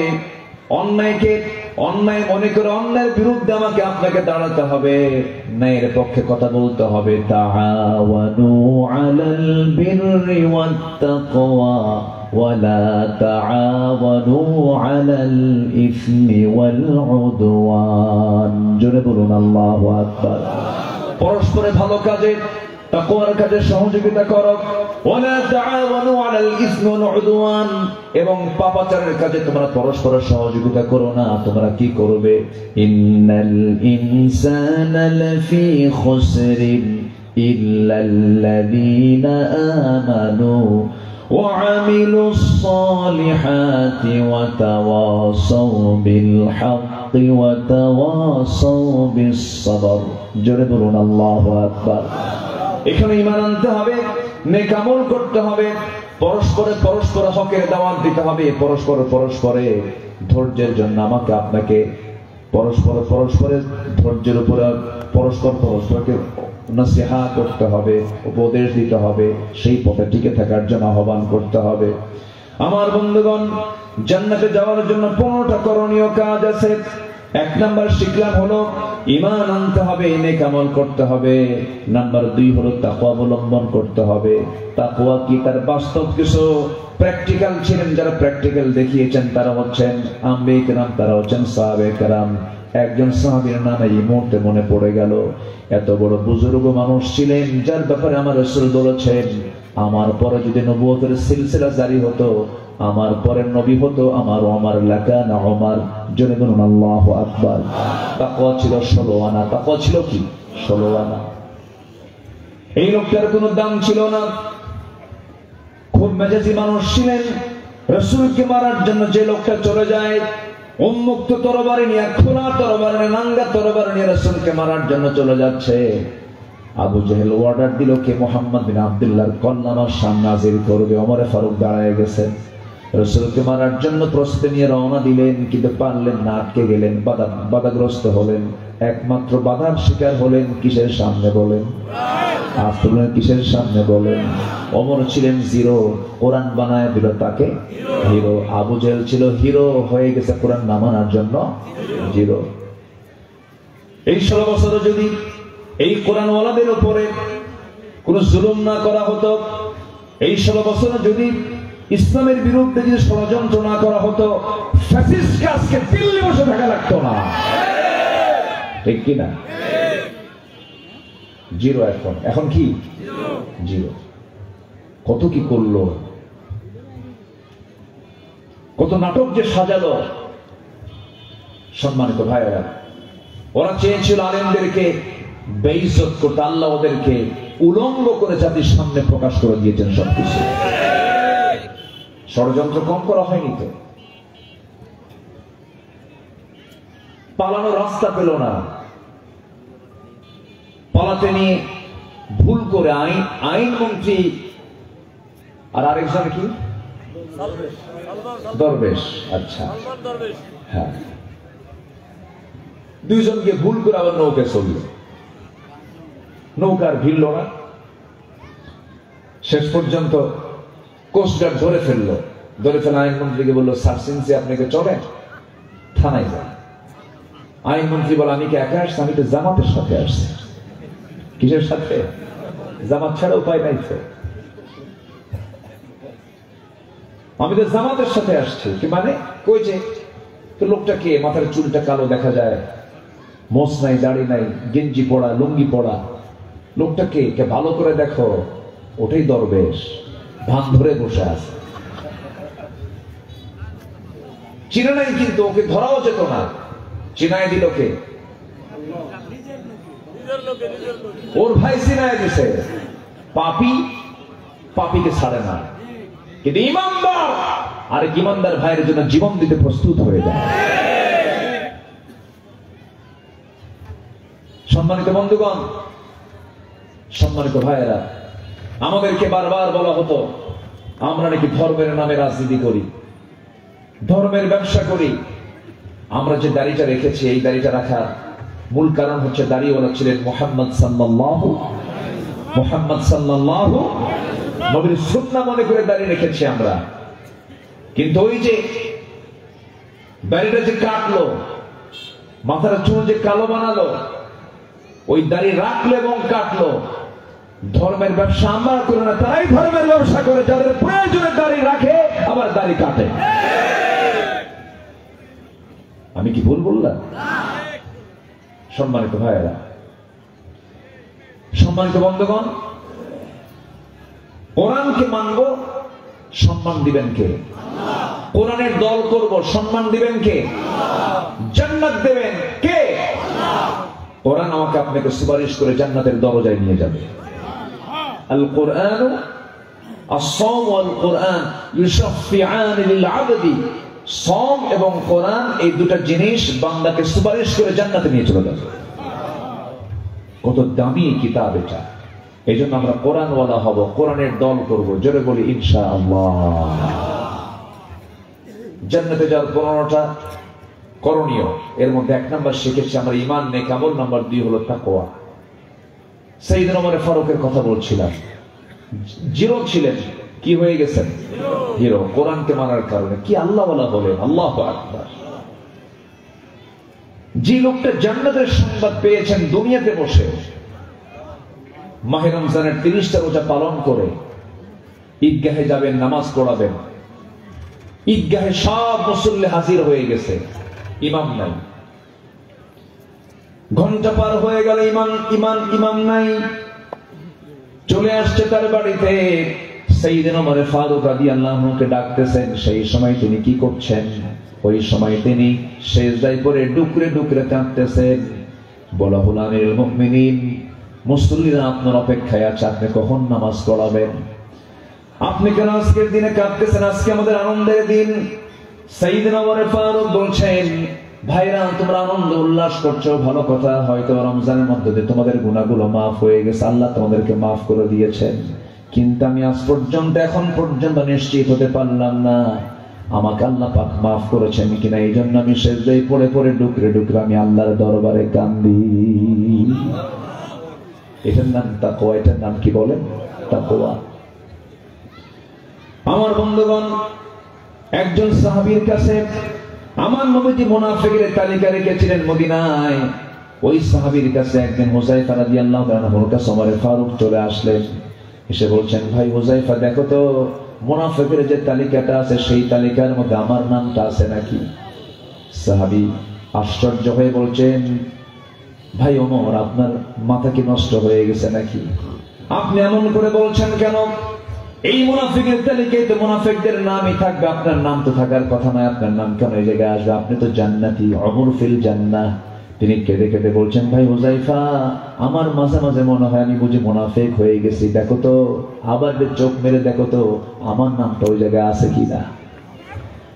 ওমরের মতো মানুষ নিজেকে নিয়ে কি শঙ্কিত থাকতেন, কি পেরেশানির মধ্যে তিনি সময়গুলো পার করতেন। শুধু তিনি তালাশ করতেন কার রহমত। আসতে বলুন না, কার রহমত? আল্লাহর রহমত। এই জন্য আমার বন্ধুগণ, তাকওয়ার নীতি অবলম্বন করতে হবে। আল্লাহর ভয়টা দিলের মধ্যে সবসময় জিন্দা রাখতে হবে। আল্লাহর ভয়টা ইস্তেকামাত করতে হবে। ওমর ফারুক রাদিয়াল্লাহু তাআলা আনহু একদিন নিজের পরিবার পরিজনের জন্য প্রয়োজনীয় পান করার পানি তিনি কূপ থেকে তুলে কলসিতে ভরায় তিনি আনতেছেন বাড়ির দিকে। হঠাৎ করে একজন ব্যক্তি এসে তাকে প্রশ্নের জন্য সামনে দাঁড় হয়ে গেছে। তখন তিনি কলসিটা মাথায় নিয়ে আসতেছেন। এমন সময় বলা হলো, আমিরুল মুমিনিন, আমার একটা প্রশ্ন আছে। কি প্রশ্ন বলো? সময় লাগবে। মাথা থেকে কলসিটা নিয়ে তিনি হাঁটুতে রাখলেন, দাঁড় হয়ে তিনি হাঁটুতে কষ্ট করে রাখলেন, জমিনে রাখতেছেন না। বলা হলো, আমিরুল মুমিনিন, সময় লাগবে, দয়া করে কলসিটা আপনি মাটিতে রাখেন। সাইয়েদনা ওমর ফারুক বলছেন, ও প্রশ্নকারী, তুমি আমাকে যে প্রশ্ন করতে যাচ্ছ সময় লেগে যাবে, মাথায় রাখা কষ্ট হবে মনে করে আমি আমার হাঁটুতে রেখেছি, জমিনে রাখা যাবে না। জমিনে রাখলে যদি আমি একটু স্বস্তি পাবো, আমার কষ্ট কম হবে, কিন্তু কলসির যে তলাটা এটা হলো ভিজা আর জমিনটা হলো শুকনা। এই জমিনের মালিক আমি না। এই জমিনে যখন ভিজা কলসির তলা যখন রেখে দেবো, কিছু মাটি কলসির সঙ্গে উঠে আসবে। এই পরিমাণ মাটি যদি আমি এই জমিওয়ালার কাছ থেকে নিয়ে যাই, কিয়ামতের দিন এই জমিওয়ালা আমার বিরুদ্ধে মামলা দেবে, আমি জান্নাত পাবো না। যখন আল্লাহু আকবার। এটার নাম তাকওয়া। এটার নাম কি বলেন? তাকওয়া। আমার বন্ধুগণ, সাইয়েদনা ওমর ফারুক রাদিয়াল্লাহু তাআলা আনহু একদিন রাষ্ট্রের পক্ষ থেকে কিছু মধু পেলেন। এক বোতল মধু তিনি নিয়ে আসলেন। বোতল মধু নিয়ে এসে তিনি স্ত্রীর সামনে দাঁড়িয়ে বলছেন, বউ আমার, এই যে এক বোতল মধু, শুধু আমার ভাগে নয়, আমার দুই দিকে দুই চারজন প্রতিবেশী আছে, আমি সহ পাঁচজন প্রতিবেশী, চারজন এবং আমি সহ 5টা ভাগ, সমান ভাগে ভাগ করো তুমি মধুগুলো। মধুর বোতল নিয়ে তাকে 5টা ভাগ করতে বলা হলো। তার স্ত্রী করলেন কি, ভাগের কাজ শুরু করলেন, সমান ভাগে ভাগ করতেছেন। এমন সময় হঠাৎ করে তার মনে হলো, বলে ফেলেন, আমার স্ত্রী, দয়া করে তুমি ভাগ করাটা বন্ধ করে দাও, আমাকে মধুর বোতলটা দিয়ে দাও। মধুর বোতলটা নিলেন, সোজা তিনি প্রতিবেশীর কাছে চলে গেলেন। একজন প্রতিবেশীকে ডাক দিলেন, এদিকে আসো, এই যে মধুর বোতলটা তোমাকে দিলাম, সমান 5 ভাগে ভাগ করবে। সমান 5 ভাগে ভাগ করে একটা ভাগ তুমি আমাকে দেবে, বাকি 4 ভাগ তোমরা সুন্দর করে সমান ভাগে নিয়ে নেবে। তিনি করলেন কি, তার অংশের মধুটা নিয়ে স্ত্রীর সামনে দাঁড়িয়ে বলছেন, স্ত্রী, রাগ করা যাবে না, মন খারাপ করা যাবে না। আল্লাহর কসম করে বলি, আমি তোমার প্রতি সন্তুষ্ট নই, আমি তোমাকে বিশ্বাস করি, আমি তোমাকে সন্দেহ করি না, কিন্তু আমি তোমাকে মধুভাগের দায়িত্ব আমি একটা বিশেষ কারণে দেই নাই। সেই কারণটা হলো, তুমি সমান ভাগে ভাগ করবে, কিন্তু মধু ভাগ করতে নিয়ে তুমি যদি হঠাৎ করে কম বেশি করবে, আমি বিশ্বাস করি না। তুমি সমান ভাগই ভাগ করবে, কিন্তু তুমি যখন মধুটা ভাগ করতে যাবে, তোমার হাতের মধ্যে কিছু মধু লেগে যাবে। সেই মধুটা যদি 1 ফোঁটা অথবা 2 ফোঁটা 3 ফোঁটাও হয়, হাতে লেগে থাকে, মধু তো আমাদের ভাগে বেশি আসবে। এটা আমি চাই নাই মনে করে মধুভাগের দায়িত্ব আমি অন্যজনের কাঁধে দিয়ে দিয়েছি। যেরকম সুবহানাল্লাহ। এটার নাম আরো জোরে, আরো জোরে। ঘোড়া কিনতে গেছেন তিনি। আজকের যুগে হোন্ডা কিনতে যায়, কি কিনতে যায়? হোন্ডা কিনতে যায়, সাইকেল কিনতে যায়। আগের যুগে ঘোড়া ছিল প্রধান বাহন। ঘোড়া কিনতে গেছেন, তার প্রয়োজনের জন্য ঘোড়া প্রয়োজন, তার প্রয়োজন পূরণের জন্য তিনি ঘোড়া কিনতে গেলেন। ঘোড়াওয়ালার সামনে গিয়ে দাঁড়িয়ে বলছেন, ঘোড়াওয়ালা একটা ঘোড়া দাও। ঘোড়াটা কিনলেন, দেখলেন, দামাদামি কমপ্লিট করলেন, ঘোড়ার লাগামটা হাতের মধ্যে নিলেন, টাকাও দিয়ে দিলেন, ঘোড়ার পিঠে চললেন। কয়েক মাইল যাওয়ার সঙ্গে সঙ্গে দেখা গেল ঘোড়ার চারটা পা বিকল হয়ে বসে গেছে, আর উঠতে পারে না। ওমর ফারুক রাদিয়াল্লাহু একটু খেপে গেলেন, রেগে গেলেন। সোজা দিনে চলে আসলেন ঘোড়া বিক্রেতার কাছে, এসে বলছেন, ও ঘোড়া বিক্রেতা, তুমি আমাকে যে ঘোড়াটা দিয়েছো এই ঘোড়া তো আমার পছন্দ হয় নাই, কারণ তুমি আমাকে অসুস্থ ঘোড়া দিয়েছো, আমি এই ঘোড়া নেব না। সঙ্গে সঙ্গে ঘোড়া বিক্রেতা বলে, আমিরুল মুমিনিন, আল্লাহর কসম করে বলে আমি যে আপনাকে ঘোড়াটা দিয়েছি সুস্থ ঘোড়া দিয়েছিলাম, কিন্তু আপনার মালিকানায় যাওয়ার পরে অসুস্থ হয়ে গেছে, আমি এই ঘোড়া ফেরত নেব না। ওমর ফারুক বলছেন, না, অসম্ভব, আমি এই ঘোড়াটা আমি নেব না, তুমি আমাকে টাকা ফেরত দাও। এবার ঘোড়া বিক্রেতা বলতেছে, আমিরুল মুমিনিন, আপনিও ছাড়তেছেন না আমিও ছাড়তেছেন, অতএব এই বিচারটা আমি আপনি না করে চলুন আমরা আদালতে যাই। কোথায় যাই? ঘোড়া বিক্রেতা একজন ঘোড়াওয়ালা বলতেছে আমিরুল মুমিনিনকে বলতেছে, চলেন আমরা কোথায় যাই? আদালতে যাই। সাইয়েদনা ওমর ফারুক রাদিয়াল্লাহু তাআলা আনহু শুনলেন, মুস্কি হাসি মারলেন, বললেন, ঠিক আছে ঘোড়াওয়ালা, তুমি যেহেতু আদালতেই নিতে যাচ্ছ, চলো, আমার তো আর কিছুই করার থাকবে না, চলো আদালতেই ফয়সালা দিয়ে দেবে। সামান্য ঘোড়াওয়ালা সাইয়েদনা ওমর ফারুকের সঙ্গে করে নিয়ে আদালতে চলে গেছে। ওমর ফারুক রাদিয়াল্লাহু তিনি আদালতের ভিতরে ঢুকলেন। বিচারের চেয়ারে, আদালতের চেয়ারে বসে আছে একজন বিচারক। ওমর ফারুককে দেখা মাত্র তিনি আশ্চর্য হয়ে দাঁড়ায় গিয়ে সালাম দিয়ে বলছে, আমিরুল মুমিনিন, আপনি এই জায়গায় কেন, কি সমস্যা হয়েছে আপনার? ওমর ফারুক বলছেন, বিচারপতি, চেয়ারে বসে যাও, ওমরকে দেখে বিচার করতে যেও না, আইনকে দেখে বিচার করো। এটার নাম কি? আরো জোরে, এটার নাম কি? তাকওয়া। সাইয়েদনা ওমর ফারুক রাদিয়াল্লাহু আনহু এবার বলছেন, বিচারক বিচার করো। ঘোড়াওয়ালার কথা শুনলেন, সাইয়েদনা ওমর ফারুক তার নিজের কথাটাও বললেন। দুজনের কথা শোনার পরে এবার বিচারপতি বলছেন, আমিরুল মুমিনিন, দুজনের কথাই আমার কানে আসলো, আমি শুনলাম, আমি যতটুকু বুঝতে পারছি, আমিরুল মুমিনিন মনক্ষুণ্ণ হওয়া যাবে না, আজকের রায়টা আপনার বিরুদ্ধেই চলে যাবে, কারণ আপনি সাইয়েদনা ওমর ফারুক আমার সামনে এখন সুন্দর করে কথা বলছেন, আমি আপনার সঙ্গে কথা বলছি, কিন্তু আপনি এই জায়গা থেকে নিরাপদে বাড়ি পর্যন্ত ফিরতে পারবেন তার কোনো গ্যারান্টি আছে নাকি? না। সুস্থতা অসুস্থতা কার পক্ষ থেকে আসে? আপনি ঘোড়া কিনেছেন, সুস্থ ঘোড়া, সবল ঘোড়া কিনেছেন, লেনদেন হয়ে গেছে, আপনার মালিকানায় ঘোড়া চলে আসছে, আপনার মালিকানা আসার পরে ঘোড়া অচল হয়ে গেছে, এটার দায় আপনাকে নিতে হবে, এটার সম্পূর্ণ ক্ষতিপূরণ আপনাকে লস মনে করে এটাকে গ্রহণ করতে হবে। এই ক্ষেত্রে আপনি ঘোড়া ফেরত দিয়ে টাকা ফেরত দিতে পারবেন না। সাইয়েদনা ওমর ফারুক কিচ্ছু বললেন না, মাথাটা নিচু করে মুস্কি হাসি মেরে আদালত চত্বর থেকে বের হয়ে আসলেন। পরের দিন তিনি মজলিসে শুরার বৈঠকে সবাইকে ডাক দিয়ে তিনি একটা ব্রিফ করলেন, শোনো আমার ভাইয়েরা, গতকালকে আমি একজন বিচারপতি পেয়েছি, সে ব্যক্তি ওমরকে দেখে বিচার করে নাই, সে আইনকে দেখে বিচার করেছে। সেই বিচারপতিকে আমি আঞ্চলিক বিচারপতি না বানায় আমি তাকে জাতীয় বিচারপতি বানায়া দিলাম। এটার নাম কি?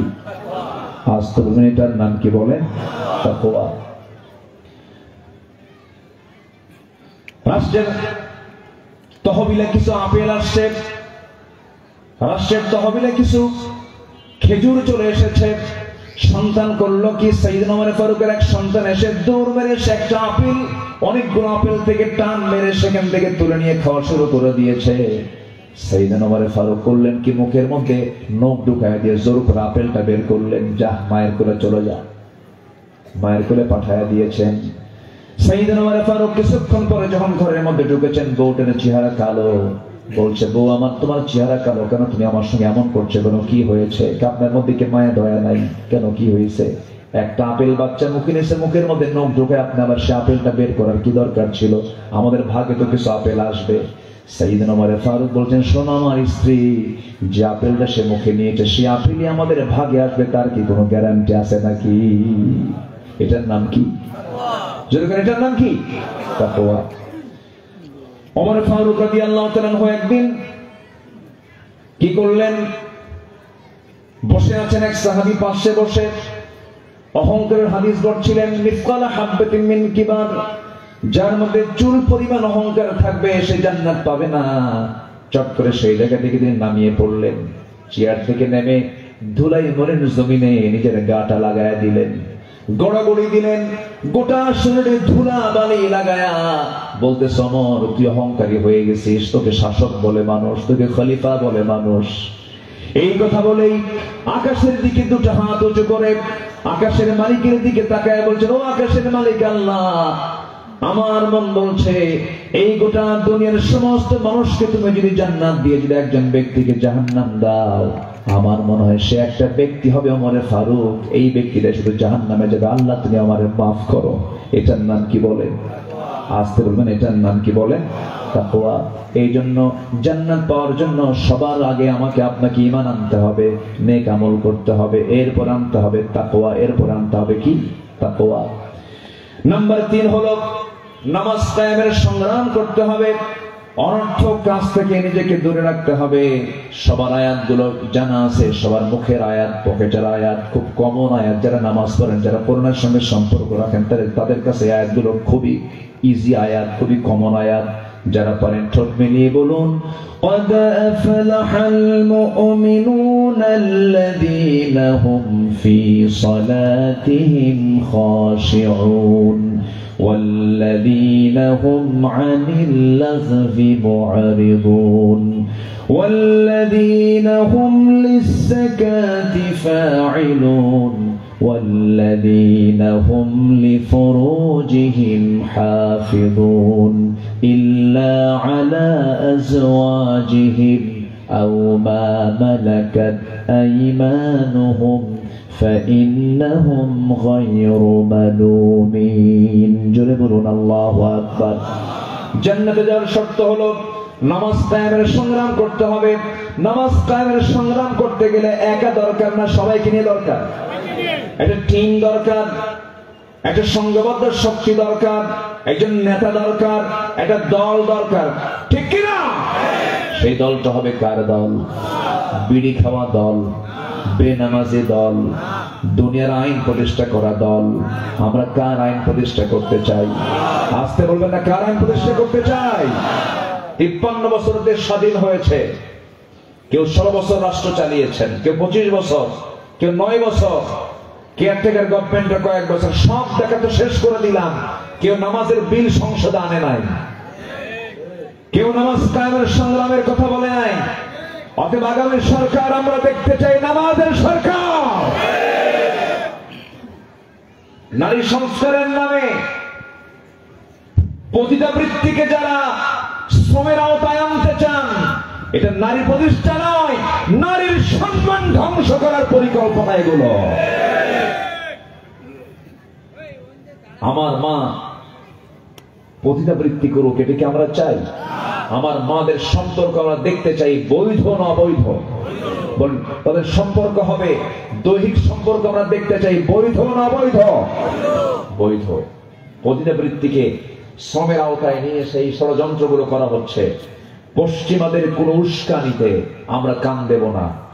আমরা সুস্পষ্ট ভাষায় জানান দিতে চাই, নারীর যে প্রকৃত অধিকার একমাত্র ইসলাম দিয়েছে।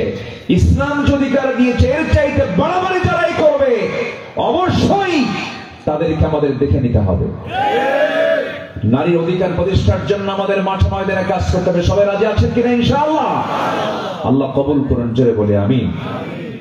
সম্মানিত ভাইয়েরা, নামাজ কায়েম করতে হবে। এরপর লজ্জাস্থানের হেফাজত করতে হবে। অনর্থক কথা মুখ থেকে বের করা যাবে না। আজে বাজে কোনো কথা ইমানদার মুখ থেকে বের করে না। ইমানদার যা বলবে অকাজের কথা না কাজের কথা? বলেন বলেন বলেন বলেন। অপ্রয়োজনীয় না প্রয়োজনীয়? অর্থবোধক না অনর্থক? অর্থবোধক কথা ইমানদার তার মুখ থেকে বের করবে। আজে বাজে কোনো কথা তার মুখ থেকে কখনো বের হতে পারে না। আমার বন্ধুগণ, যাকাতটা যারা ঠিক মতো আদায় করবে, ওয়াদা যারা ঠিক রাখবে, আমানত যারা ঠিক রাখবে, সর্বশেষ আল্লাহ রাব্বুল আলামিন সূরা মুমিনুনের মধ্যে সুন্দর করে বলছেন 7 নাম্বার কাজ হলো ওয়াল্লাযীনা হুম আলা সালাওয়াতিহিম ইউহাফিযুন উলাইকা হুমুল ওয়ারিসুন আল্লাযীনা ইয়ারিসুনাল ফিরদাউসা হুম ফিহা খালিদুন। জোরে বলুন আল্লাহু আকবার, আরো জোরে আল্লাহু আকবার। এই গুণগুলো অর্জন করবে যে জান্নাত বুঝে নেবে কার কাছ থেকে? আস্তে বলবেন না, কার কাছ থেকে? আল্লাহর কাছ থেকে। অনর্থক কোনো কথা বলা যাবে না, বাহুদা কোনো কথা বলা যাবে না, অনর্থক কোনো গীবতের দিকে যাওয়া যাবে না, কারো সম্মান নিয়ে ঠেলাঠেলি করা যাবে না। যে ব্যক্তি কারো সম্মান নিয়ে ঠেলবে আল্লাহ তাকে বেইজ্জত করবেন। আল্লাহ বেইজ্জত করেন নাই?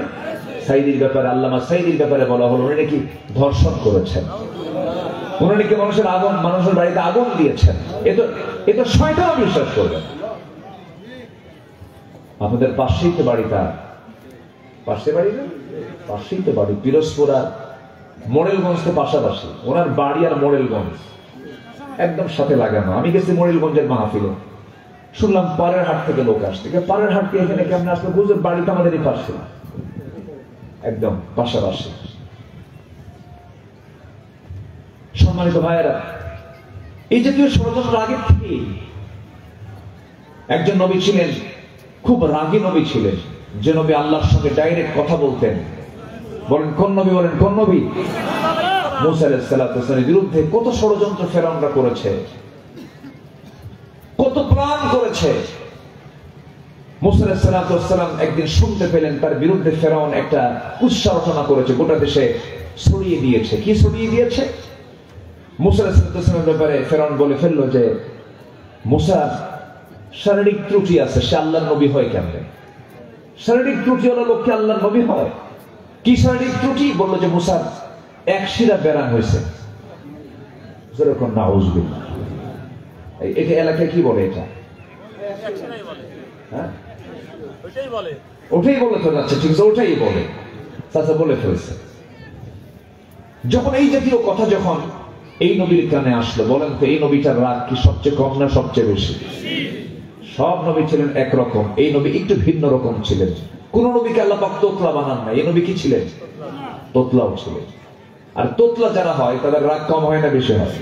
একটু বেশি হয়। কিন্তু লোকগুলো সরল হয়। লোকগুলো কি হয়? সরল হয়। প্রচন্ড রাগী ছিলেন। তো ওনার কানে যখন এই জাতীয় কথা আসলো যে ওনার একটা ছোট একটা বড় এক শিরা, উনি গেছেন খেপে। খেপে গিয়ে বলছে আল্লাহ, আমার তো এই জাতীয় কোনো রোগ তুমি দাও নাই। আমি একজন নবী, আমি একজন আল্লাহর নবী, আমি একজন রাসূল, আর আমার বিরুদ্ধে ফেরাউন এই জাতীয় কথা বলে গোটা দেশে টপ নিউজ করে দিয়েছে। এটা আমার মান সম্মানটাকে আল্লাহ তুমি কি করবা করো। আল্লাহকে বলে ফেললেন। তিনি কিন্তু আল্লাহকে মাঝে মাঝে প্রশ্ন করতেন, যখন যা মনে হতো তাই প্রশ্ন করতেন। মানে কথার চান্স পাইলে কথার ছাড়তেন না। যেরকম কোরআনে কত কথা আসছে তাকে নিয়ে, পাতায় পাতায়। মুসার নাম আসা না নাই বলেন তো? আছে। খুব মানে একজন মডেল নবী ছিলেন। কি নবী ছিলেন বলেন? মডেল নবী, আদর্শের নবী ছিলেন। দাওয়াত দিতে হয় কেমনে সেই পদ্ধতি তিনি শিখিয়েছেন। ইযহাব ইলা ফিরআউনা ইন্নাহু তাগা। চলে গেছেন ফেরাউনকে কালিমার দাওয়াত দিতে।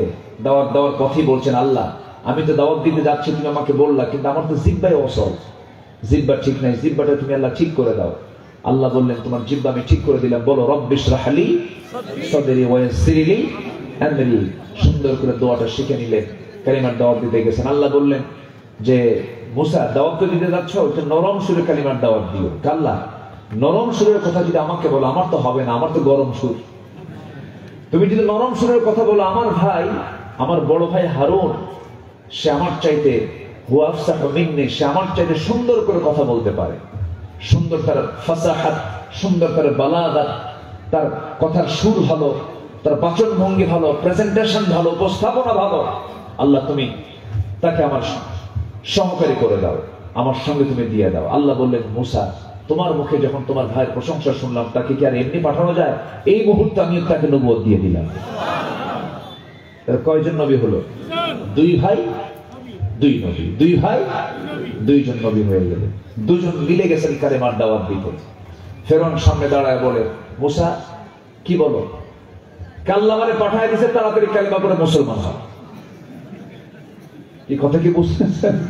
সোজা কথা। তো ফেরাউন বলতেছে ঠিক আছে ভালো কথা, তোমার সঙ্গে এটা কি আছে? কি আমার ভাই হারুন এটাও আল্লাহর নবী। ফেরাউন বলে তোমার আল্লাহর কাজ নাই কাম নাই, একই ঘরে দুই নবী। উনি গেছেন ক্ষেপে, হাতে থাকতো কি বলে লাঠি থাকতো, তিনি লাঠি দেখায় ফেললেন এবং প্রচন্ড ক্ষেপে গেলেন তিনি। সেই নবীর বিরুদ্ধে ফেরাউন যখন এই একটা শারীরিক ত্রুটির কথা যখন সে বলে ফেললো, তিনি এটাকে আল্লাহর কাছে বলে ফেলেন, আল্লাহ তুমি এটার বিচারটা তুমি করে দাও। আল্লাহ সময় নিলেন না, ক্ষেপণও করলেন না, বললেন মুসা আমি সম্পূর্ণ প্র্যাকটিক্যাল তোমাকে দেখায় দেবো, যাও। যেরকম সুবহানাল্লাহ। মুসা আলাইহিস সালাতু ওয়াস সালাম একদিন গোসল করার জন্য তিনি পানিতে নামলেন। সেই দিন বিকল্প কোনো তার পায়জামা ছিল না, লুঙ্গি ছিল না। ওই যে লুঙ্গি তিনি পরবেন ওই লুঙ্গিটাই তার পরনে ছিল, তিনি গোসল করবেন বিকল্প কোনো কাপড় না থাকার কারণে। ওই লুঙ্গিটা করলেন কি, একটা পাথরের উপরে রেখে দিলেন। পাথরের উপরে রেখে দিয়ে তিনি পানির মধ্যে নামলেন, গোসলটা করলেন। গোসল করার পরে তিনি চিন্তা করেন গোসলটা করে তিনি আবার সেই লুঙ্গিটাই পরবেন। লুঙ্গি পাথরের উপরে রেখে যখন গোসল করা তিনি শুরু করেছেন, গোসল করা শেষ।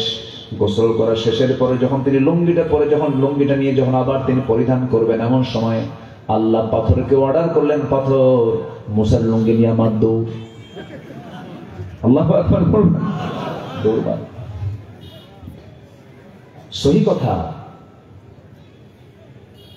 লুঙ্গি নিয়ে যখন পাথর দৌড় মারা শুরু করলো, পাথরের তো কোনো প্রাণ নাই, মাটিরও তো কোনো প্রাণ নাই, কিন্তু এই মাটির দেহে প্রাণ দিয়েছেন কে? অনস্তিত্ব থেকে অস্তিত্ব দিতে পারেন কে? অসম্ভবকে সম্ভব করতে পারেন কে? আল্লাহ পারেন। ওই পাথরের মধ্যে প্রাণ আল্লাহ পাক ঢুকায় দিলেন, পাথর নিয়ে দৌড় মারা শুরু করে দিয়েছে লুঙ্গিটা। পাথর দৌড়ায়, পিছনে মুসাও দৌড়ান। আল্লাহ রাব্বুল আলামিন তার স্মৃতি থেকে তিনি যে উলঙ্গ কথা ভুলে দিয়েছেন, তিনি উলঙ্গ হয়ে আছেন এটা তার মনেই নাই। হাতের মধ্যে লাঠি, তিনি সেই লুঙ্গিটা নেওয়ার জন্য পাথরের পেছনে দৌড়াচ্ছেন। পাথরও দৌড়ায়, নবীও দৌড়ান। দৌড়াতে গিয়ে ওই পাথর গিয়ে আল্লাহ পাক তাকে অর্ডার দিয়েছেন, পাথর তুই এই লুঙ্গিটা নিয়ে সোজা ফেরাউনের দরবারে যাবি। কার দরবারে? ফেরাউনের দরবারে চলে গেছে। ফেরাউন তার মন্ত্রী পরিষদ নিয়ে বিশাল বৈঠকে বসে গেছে, সব মন্ত্রীর সামনে হাজির। এইদিকে পাথরটা ওই লুঙ্গিটা বহন করে সোজা চলে গেছে ফেরাউনের সামনে, এক সামনের কাছাকাছি চলে গেছে। মুসা আলাইহিস সালাম পিছে এসে এবার থেমে গেছে পাথর। লুঙ্গিটা হাত দিয়েছেন, কিন্তু এই দিকে ফেরাউন নিচের দিকে তাকায় দেখে অস্ত্রপাতি সব ঠিক আছে। আল্লাহু আকবার বলুন, জোরে করে আল্লাহু আকবার। ফেরাউন চেয়েছিল আল্লাহর পয়গম্বরকে জাতির সামনে খাটো করা, কিন্তু আল্লাহ তাআলা মুসা আলাইহিস সালামকে জাতির সামনে ক্লিয়ার করে দিলেন যে আমার মুসার কোনো সমস্যা নাই।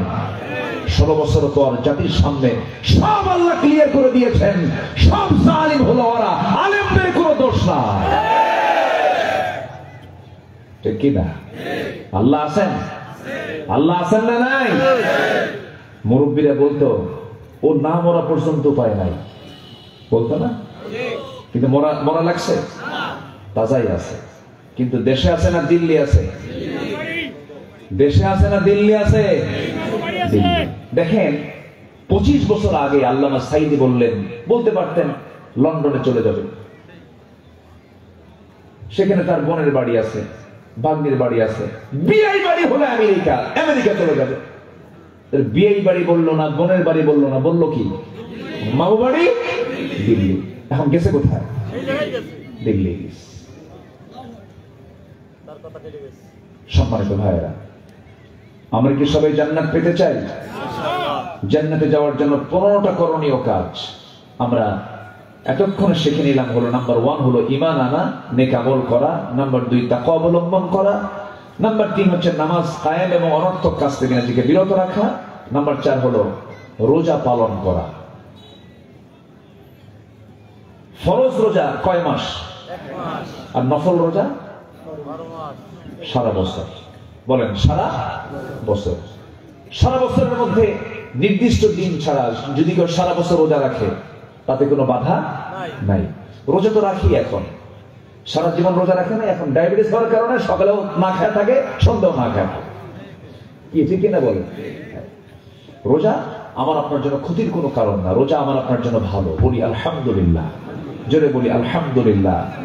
আমার নবীজি সোমবার এবং বৃহস্পতিবার রোজা রেখেছেন মুহাম্মদ সাল্লাল্লাহু আলাইহি ওয়াসাল্লাম। প্রত্যেক মাসের 13, 14, 15 তারিখে রোজা রেখেছেন মুহাম্মদ সাল্লাল্লাহু আলাইহি ওয়াসাল্লাম। রোজা রাখলে পরে ভালো, রোজার মধ্য দিয়ে আল্লাহর নৈকট্য হাসিলটা খুব সহজ হয়। নামাজ দেখা যায়, হজ দেখা যায়, আলহাজ নামাজ দেখা যায়, সেলিব্রেশন নামাজি। দান করলে শোনা যায় লোকটা দান করে, দেখা যায়।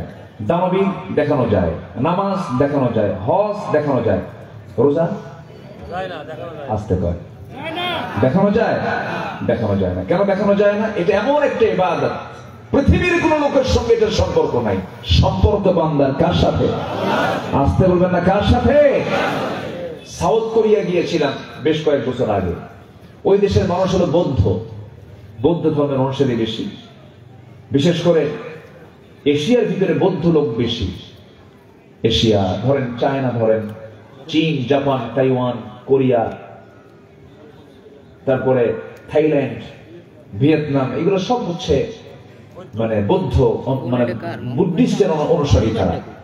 এবং গোটা পৃথিবীতে যত ধর্ম আছে, ফার্স্ট যে ধর্মের লোক সবচেয়ে বেশি পৃথিবীতে, সেটা হচ্ছে বৌদ্ধ ধর্মের লোক বেশি।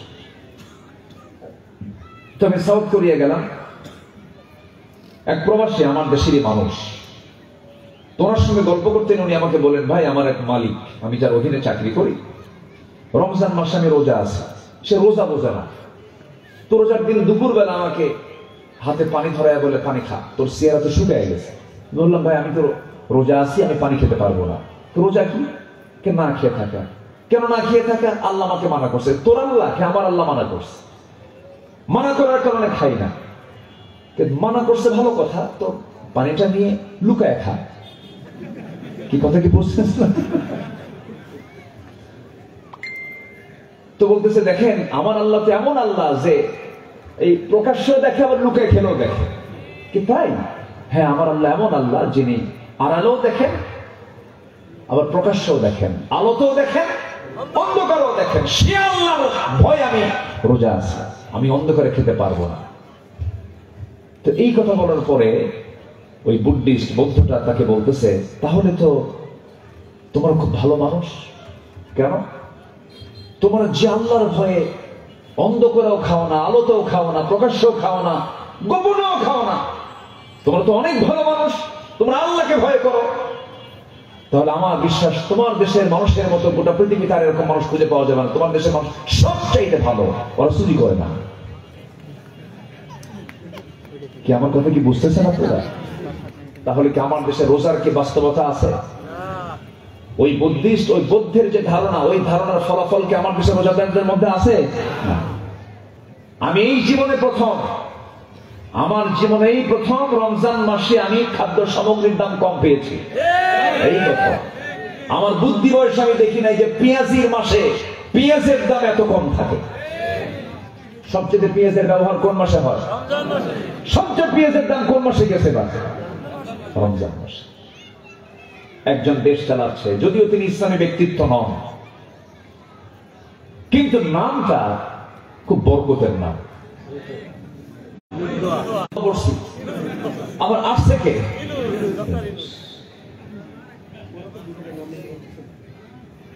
তো শুধু ইউনুস না, সাথে আবার সামনে আরেকটা নাম আছে, মোহাম্মদ ইউনুস।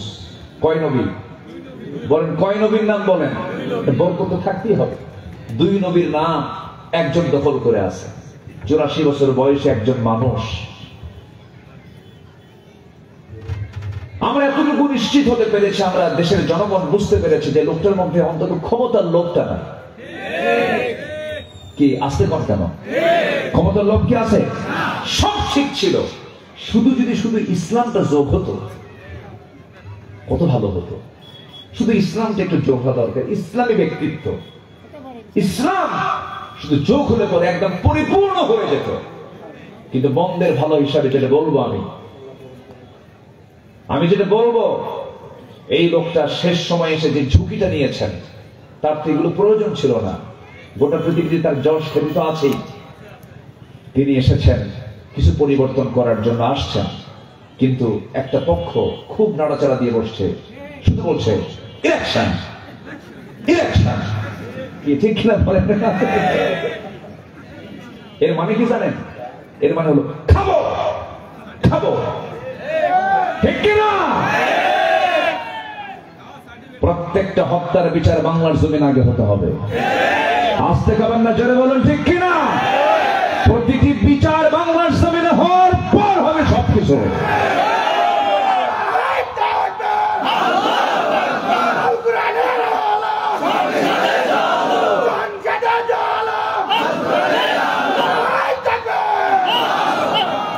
আল্লাহ কবুল করুন, জোরে বলি আমিন। আমরা কি সবাই রোজা রাখবো না ইনশাআল্লাহ? কি এক মাস না সারা বছর? বলেন।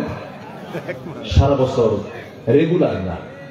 সোমবার, বৃহস্পতিবার যখন দেখতেছেন আপনার আমলগুলো ছুটে যায়, যুবকরা যৌবনকে কন্ট্রোল করতে পারে না, রোজা রাখো। চোখের যে সমস্যা হচ্ছে, তাকওয়ার খেলাফ কাজ হয়ে যাচ্ছে, বাস রোজা রেখে একটু সাইজ করতে হবে। কি করতে হবে? সাইজ করতে হবে। রোজাটা এমন একটা ইবাদত যেটার সাথে সম্পর্ক সরাসরি কার সাথে? আল্লাহর সাথে। আমার বন্ধুগণ, রোজা শুধু এই উম্মতরা পালন করে না। ইন্নী নাযারাতু লিররহমানি সাওমা, মারইয়াম আলাইহিস সালাতু ওয়াস সালাম তিনি রোজা রেখেছিলেন। তার রোজা ছিল হলো অন্য ধরনের রোজা, না খেয়ে থাকার রোজা না, কথা না বলার রোজা। তিনি কথা বলেন নাই। কোন কথা? যখন তাকে প্রশ্ন করেছিল, মারিয়াম তোমার কোলে যে সন্তানটা তুমি নিয়ে এসেছো, তোমার তো লজ্জা জ্ঞান নাই, তোমার স্বামীর কোনো পরিচয় নাই, যার সন্তান তুমি সঙ্গে করে নিয়ে এসেছো, কিন্তু আল্লাহ তাআলা তার গর্ভে যে সন্তানটা দিয়েছেন, কে দিয়েছেন বলেন? আসতে বলবেন না কে দিয়েছেন? আদমকে সৃষ্টি করেছেন যিনি, ঈসাকে সৃষ্টি করেছেন তিনি। আদম আলাইহিস সালামের যেমন বাবার কোনো পরিচয় ছিল না, ঈসা আলাইহিস সালামের বাবার কোনো পরিচয় নাই। ইন্না মাসালা ঈসা কামাসালি আদম, ইন্না মাসালা ঈসা কামাসালি আদম। আদমের ঈসার দৃষ্টান্ত হলো আদমের মতো, তারও বাপ নাই, তারও বাপ নাই। কিন্তু উপস্থিত জনতা তাকে বলে ফেললো, মারিয়াম এই যার সন্তান তুমি নিয়ে আসছো, তোমার কি লজ্জা জ্ঞান নাই? তিনি বললেন, আমি কোনো কথা বলবো না। ইন্নী নাযারাতু লিররহমানি সাওমা, আমি তো রোজা আছি। যা প্রশ্ন তোমরা আমার সন্তানকে করো। সন্তানকে তারা প্রশ্ন করে ফেললো এবং হাসতে হাসতে বলল, পাগল হয়ে গেছে মারিয়াম, এই ছোট্ট বাচ্চা কেমন করে কথা বলে? 3 দিনের বাচ্চা। হাদিসে আসছে এই পৃথিবীতে আজ পর্যন্ত 3 জন নবজাতক দোলনায় থেকে কথা বলেছে। কয়জন বলেন? 3 জন নবজাতক দোলনায় কথা বলেছে। এর মধ্যে ঈসা আলাইহিস সালাম একজন। কোন নবী জানতেন না ছোটবেলায় আমি আল্লাহর নবী হব, কিন্তু একজন নবী দোলনায় থেকে জানতেন তিনি আল্লাহর নবী। তিনি কে বলেন? ঈসা আলাইহিস সালাম। যখন তাকে প্রশ্ন করা হলো, এই সন্তান তোর মা তোকে প্রশ্ন করতে, তোর মা তোর সঙ্গে কথা বলতে বলে, তোর পরিচয়টা কি তুই বলে দে। দোলনা থেকে ছোট্ট শিশু 3 দিনের বাচ্চা ও জবাব দিচ্ছেন, ক্বালা ইন্নী আবদুল্লাহি আতানিয়াল কিতাব ওয়া জাআলানি নাবিয়্যা।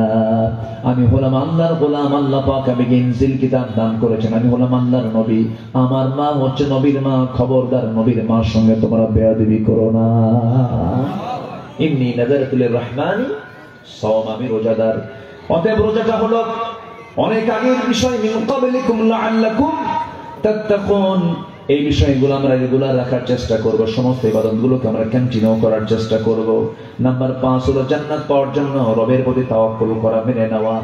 রবের প্রতি ভরসা যার যত বেশি থাকবে, তার জান্নাত তত নিকটবর্তী হয়ে যাবে।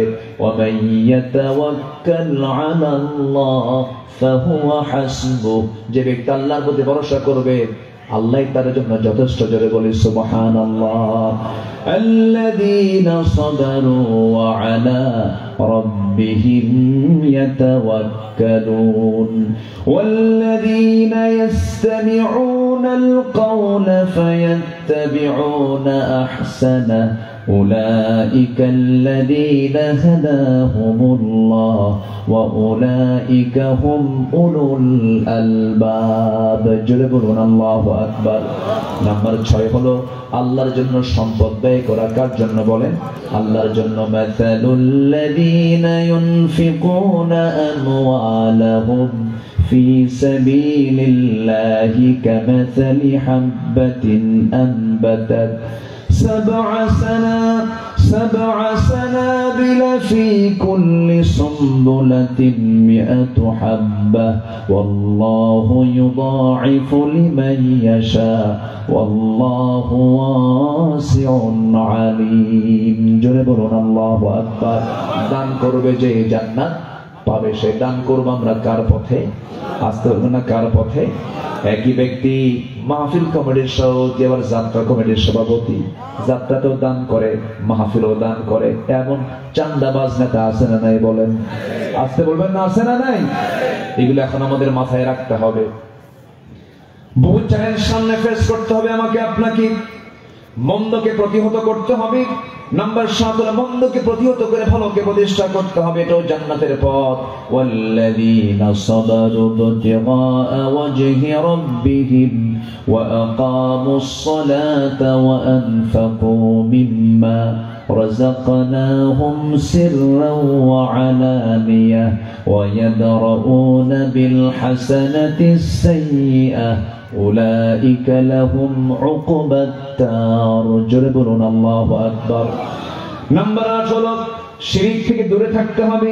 ইন্নাহু মান ইউশরিক বিল্লাহি ফাকাদ হারামাল্লাহু আলাইহিল জান্নাহ ওয়া মাআওয়াহুন নার জোরে বলুন আল্লাহু আকবার। নাম্বার 9 হলো আল্লাহর জন্য ধৈর্য ধারণ করতে হবে।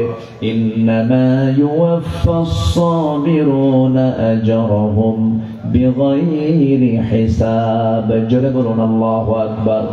নাম্বার 10 হলো তওবা করতে হবে, আল্লাহর দিকে ফিরে আসতে হবে।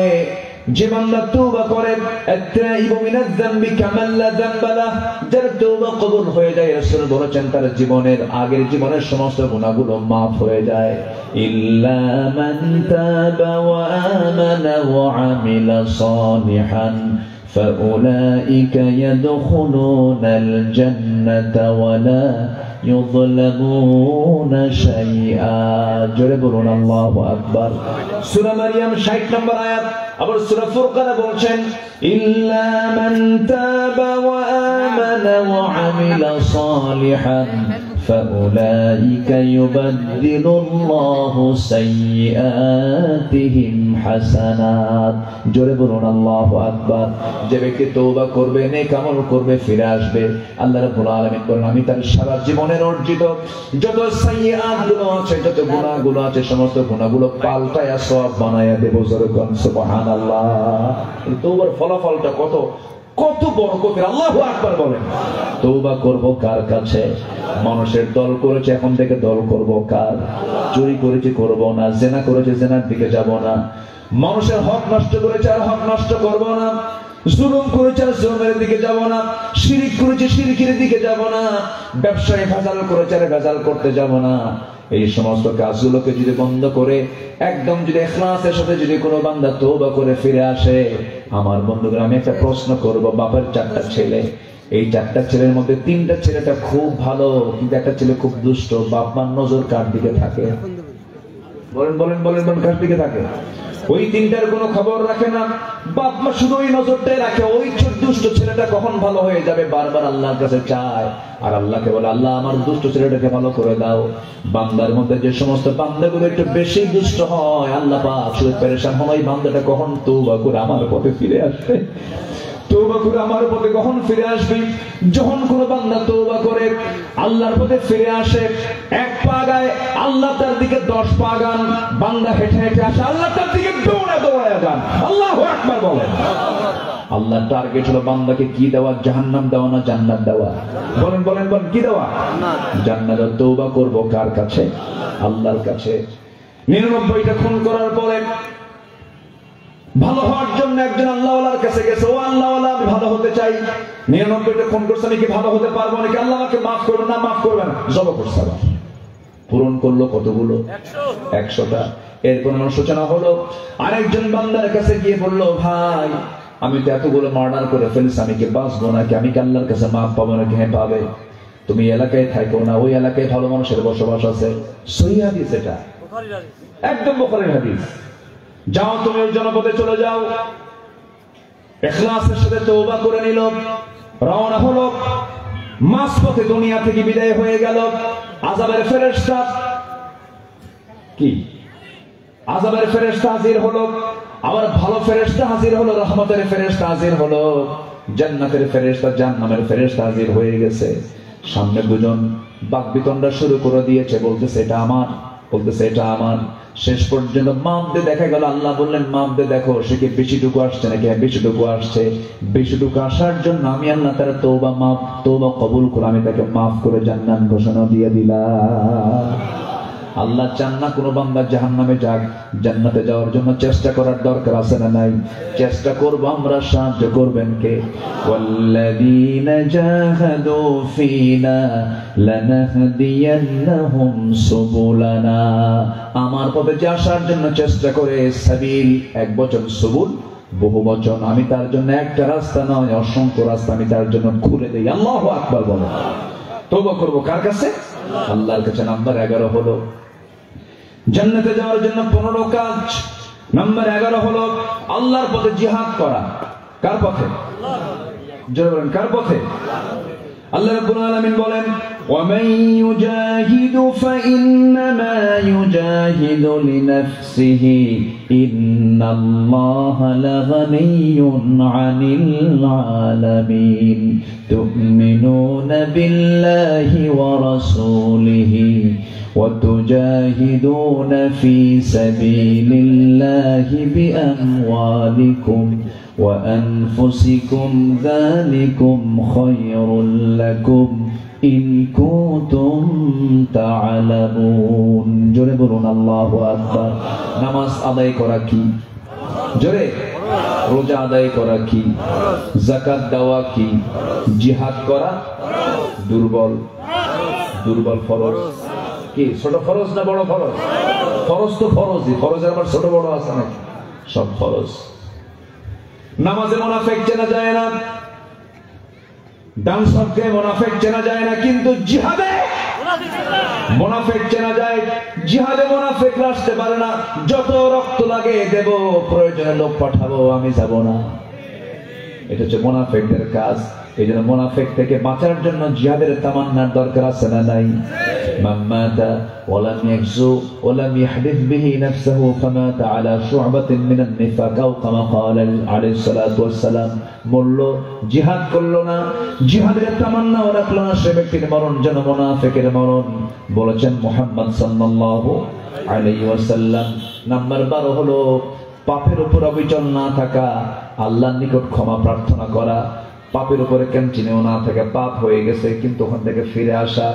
আল্লাহ রাব্বুল আলামিন বলেন, ওয়াল্লাযীনা ইযা ফাআলু ফাহিশাতান আও যালামু আনফুসাহুম যাকারুল্লাহা ফাস্তাগফিরু লিযুনুবিহিম ওয়া মান ইয়াগফিরুদ যুনুবা ইল্লা আল্লাহ ওয়া লাম ইউসিররু আলা মা ফাআলু ওয়া হুম ইয়ালামুন। জোরে বলুন আল্লাহু আকবার। সূরা আলে ইমরান আয়াত নম্বর 135। আল্লাহ রাব্বুল আলামিন বলেন, বান্দা পাপ করো কিন্তু পাপের উপর অবিচল থেকো না, আমার কাছে ক্ষমা চাও। ফাহিশা কাজে জড়িয়ে পড়েছো, আমি তোমাকে maaf করে দেব। জোরে বলুন সুবহানাল্লাহ। নাম্বার 13 হলো সত্যের পথে অবিচল থাকতে হবে, রাসূলের আদেশকে মান্য করতে হবে, সত্যের উপরে অটল থাকতে হবে। আল্লাহ রাব্বুল আলামিন বলেন, ওয়াকুলু কওলান সাদীদা يصلح لكم أعمالكم ويغفر لكم ذنوبكم ومن يطع الله ورسوله فقد فاز فوزا عظيما। জোরে বলুন আল্লাহু আকবার। নাম্বার 14 হলো জান্নাতে যাওয়ার 15টা কাজ, এর মধ্যে 14 নাম্বার কাজ হলো আল্লাহর জন্য মুমিনদের মাঝে পরস্পর সুন্দর সম্পর্ক স্থাপন করতে হবে। আমরা ঈমানদার যারা ঈমানের দাবি করব, পরস্পরের শত্রু থাকবো না, বন্ধু হব। বলেন বলেন বলেন, শত্রুতা না বন্ধুত্ব? শত্রুতা না বন্ধুত্ব? এই বন্ধুত্বের প্রাচীর যত মজবুত হবে, দিন কায়েমের পথ তত কঠিন হবে না সহজ হবে? বলেন, সহজ হয়ে যাবে। ইন্নামাল মুমিনুনা ইখওয়াতুন ফাআসলিহু বাইনা আখওয়াইকুম ওয়াত্তাকুল্লাহা লাআল্লাকুম তুরহামুন। জোরে বলুন আল্লাহু আকবার। মুমিনরা হলো পরস্পর ভাই ভাই। ফাসলিহু, ইসলাহ করে নাও, সংশোধন করে নাও। সাবধান, আল্লাহকে ভয় করো, শত্রুতা তৈরি করো না। লাআল্লাকুম তুরহামুন, রহমত পাবে। জোরে কোন সুবহানাল্লাহ। ভ্রাতৃত্বের বন্ধন মজবুত দরকার না দুর্বল দরকার। কিন্তু দুঃখজনক হলো সত্য, আজকে মুসলমানদের মাঝে ভ্রাতৃত্ব মজবুত না দুর্বল। ফিলিস্তিন মোড়ে শেষ হয়ে যাচ্ছে, কেউ কিছু কয় না।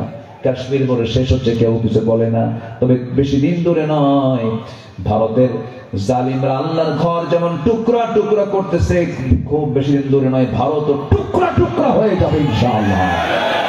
দিন সামনে খুব ঘনিয়ে আসতেছে, খুব সামনে, খুব বেশি দিন দূরে নয়, টুকরা টুকরা হয়ে যাবে, অস্তিত্বহীন হয়ে পড়বে ইনশাআল্লাহ। কিন্তু সম্পর্ক আমাদের মাঝে কমাতে হবে না বাড়াতে হবে? বাড়াতে হবে। নাম্বার 15 হলো অন্যায় অশ্লীলতা থেকে মুক্ত হয়ে ইহসান এবং ন্যায়পরায়ণতা, হাক্কুল ইবাদের কাজগুলো করতে হবে। যেটা আমরা জুমার খুতবায় প্রতিনিয়ত, প্রত্যেক জুমার খুতবায় খতিবরা বলেন। আয়াতটা খুব দামি, আয়াতটা খুব ব্যাপক বিস্তৃত আয়াত, অনেক মজবুত আয়াত। শুধু একটা আয়াত যেটা আজকে রাষ্ট্রীয় পর্যায়ে কায়েম হতো, দেশটা জান্নাত হয়ে যেত। ইন্নাল্লাহা ইয়া'মুরু বিল আদলি ওয়াল ইহসানি ওয়া ইতা'i যিল কুরবা ওয়া ইয়ানহা 'আনিল ফাহশা'i ওয়াল মুনকারি ওয়াল বাগি ইয়া'iদুকুম লা'আল্লাকুম তাযাক্কারুন। জোরে বলুন আল্লাহু আকবার। সূরাতুন নাহল আয়াত নাম্বার 90। আল্লাহ রাব্বুল আলামিন 3টা কাজের আদেশ দিয়েছেন, 3টা কাজের নিষেধ করেছেন। এই 3টা আদেশ এবং 3টা নিষেধ যে বান্দা ফলো করবে তার জন্য জান্নাত হয়ে যাবে। জোরে বলি সুবহানাল্লাহ। আল্লাহ আমল করার তৌফিক দান করুন। জোরে বলি আমিন। আসেন দোয়া করি। আলোচনা চালাবো। আগামীকাল আমার মাহফিল বেশি দূরে নাই, খুব কাছে, দিনাজপুর।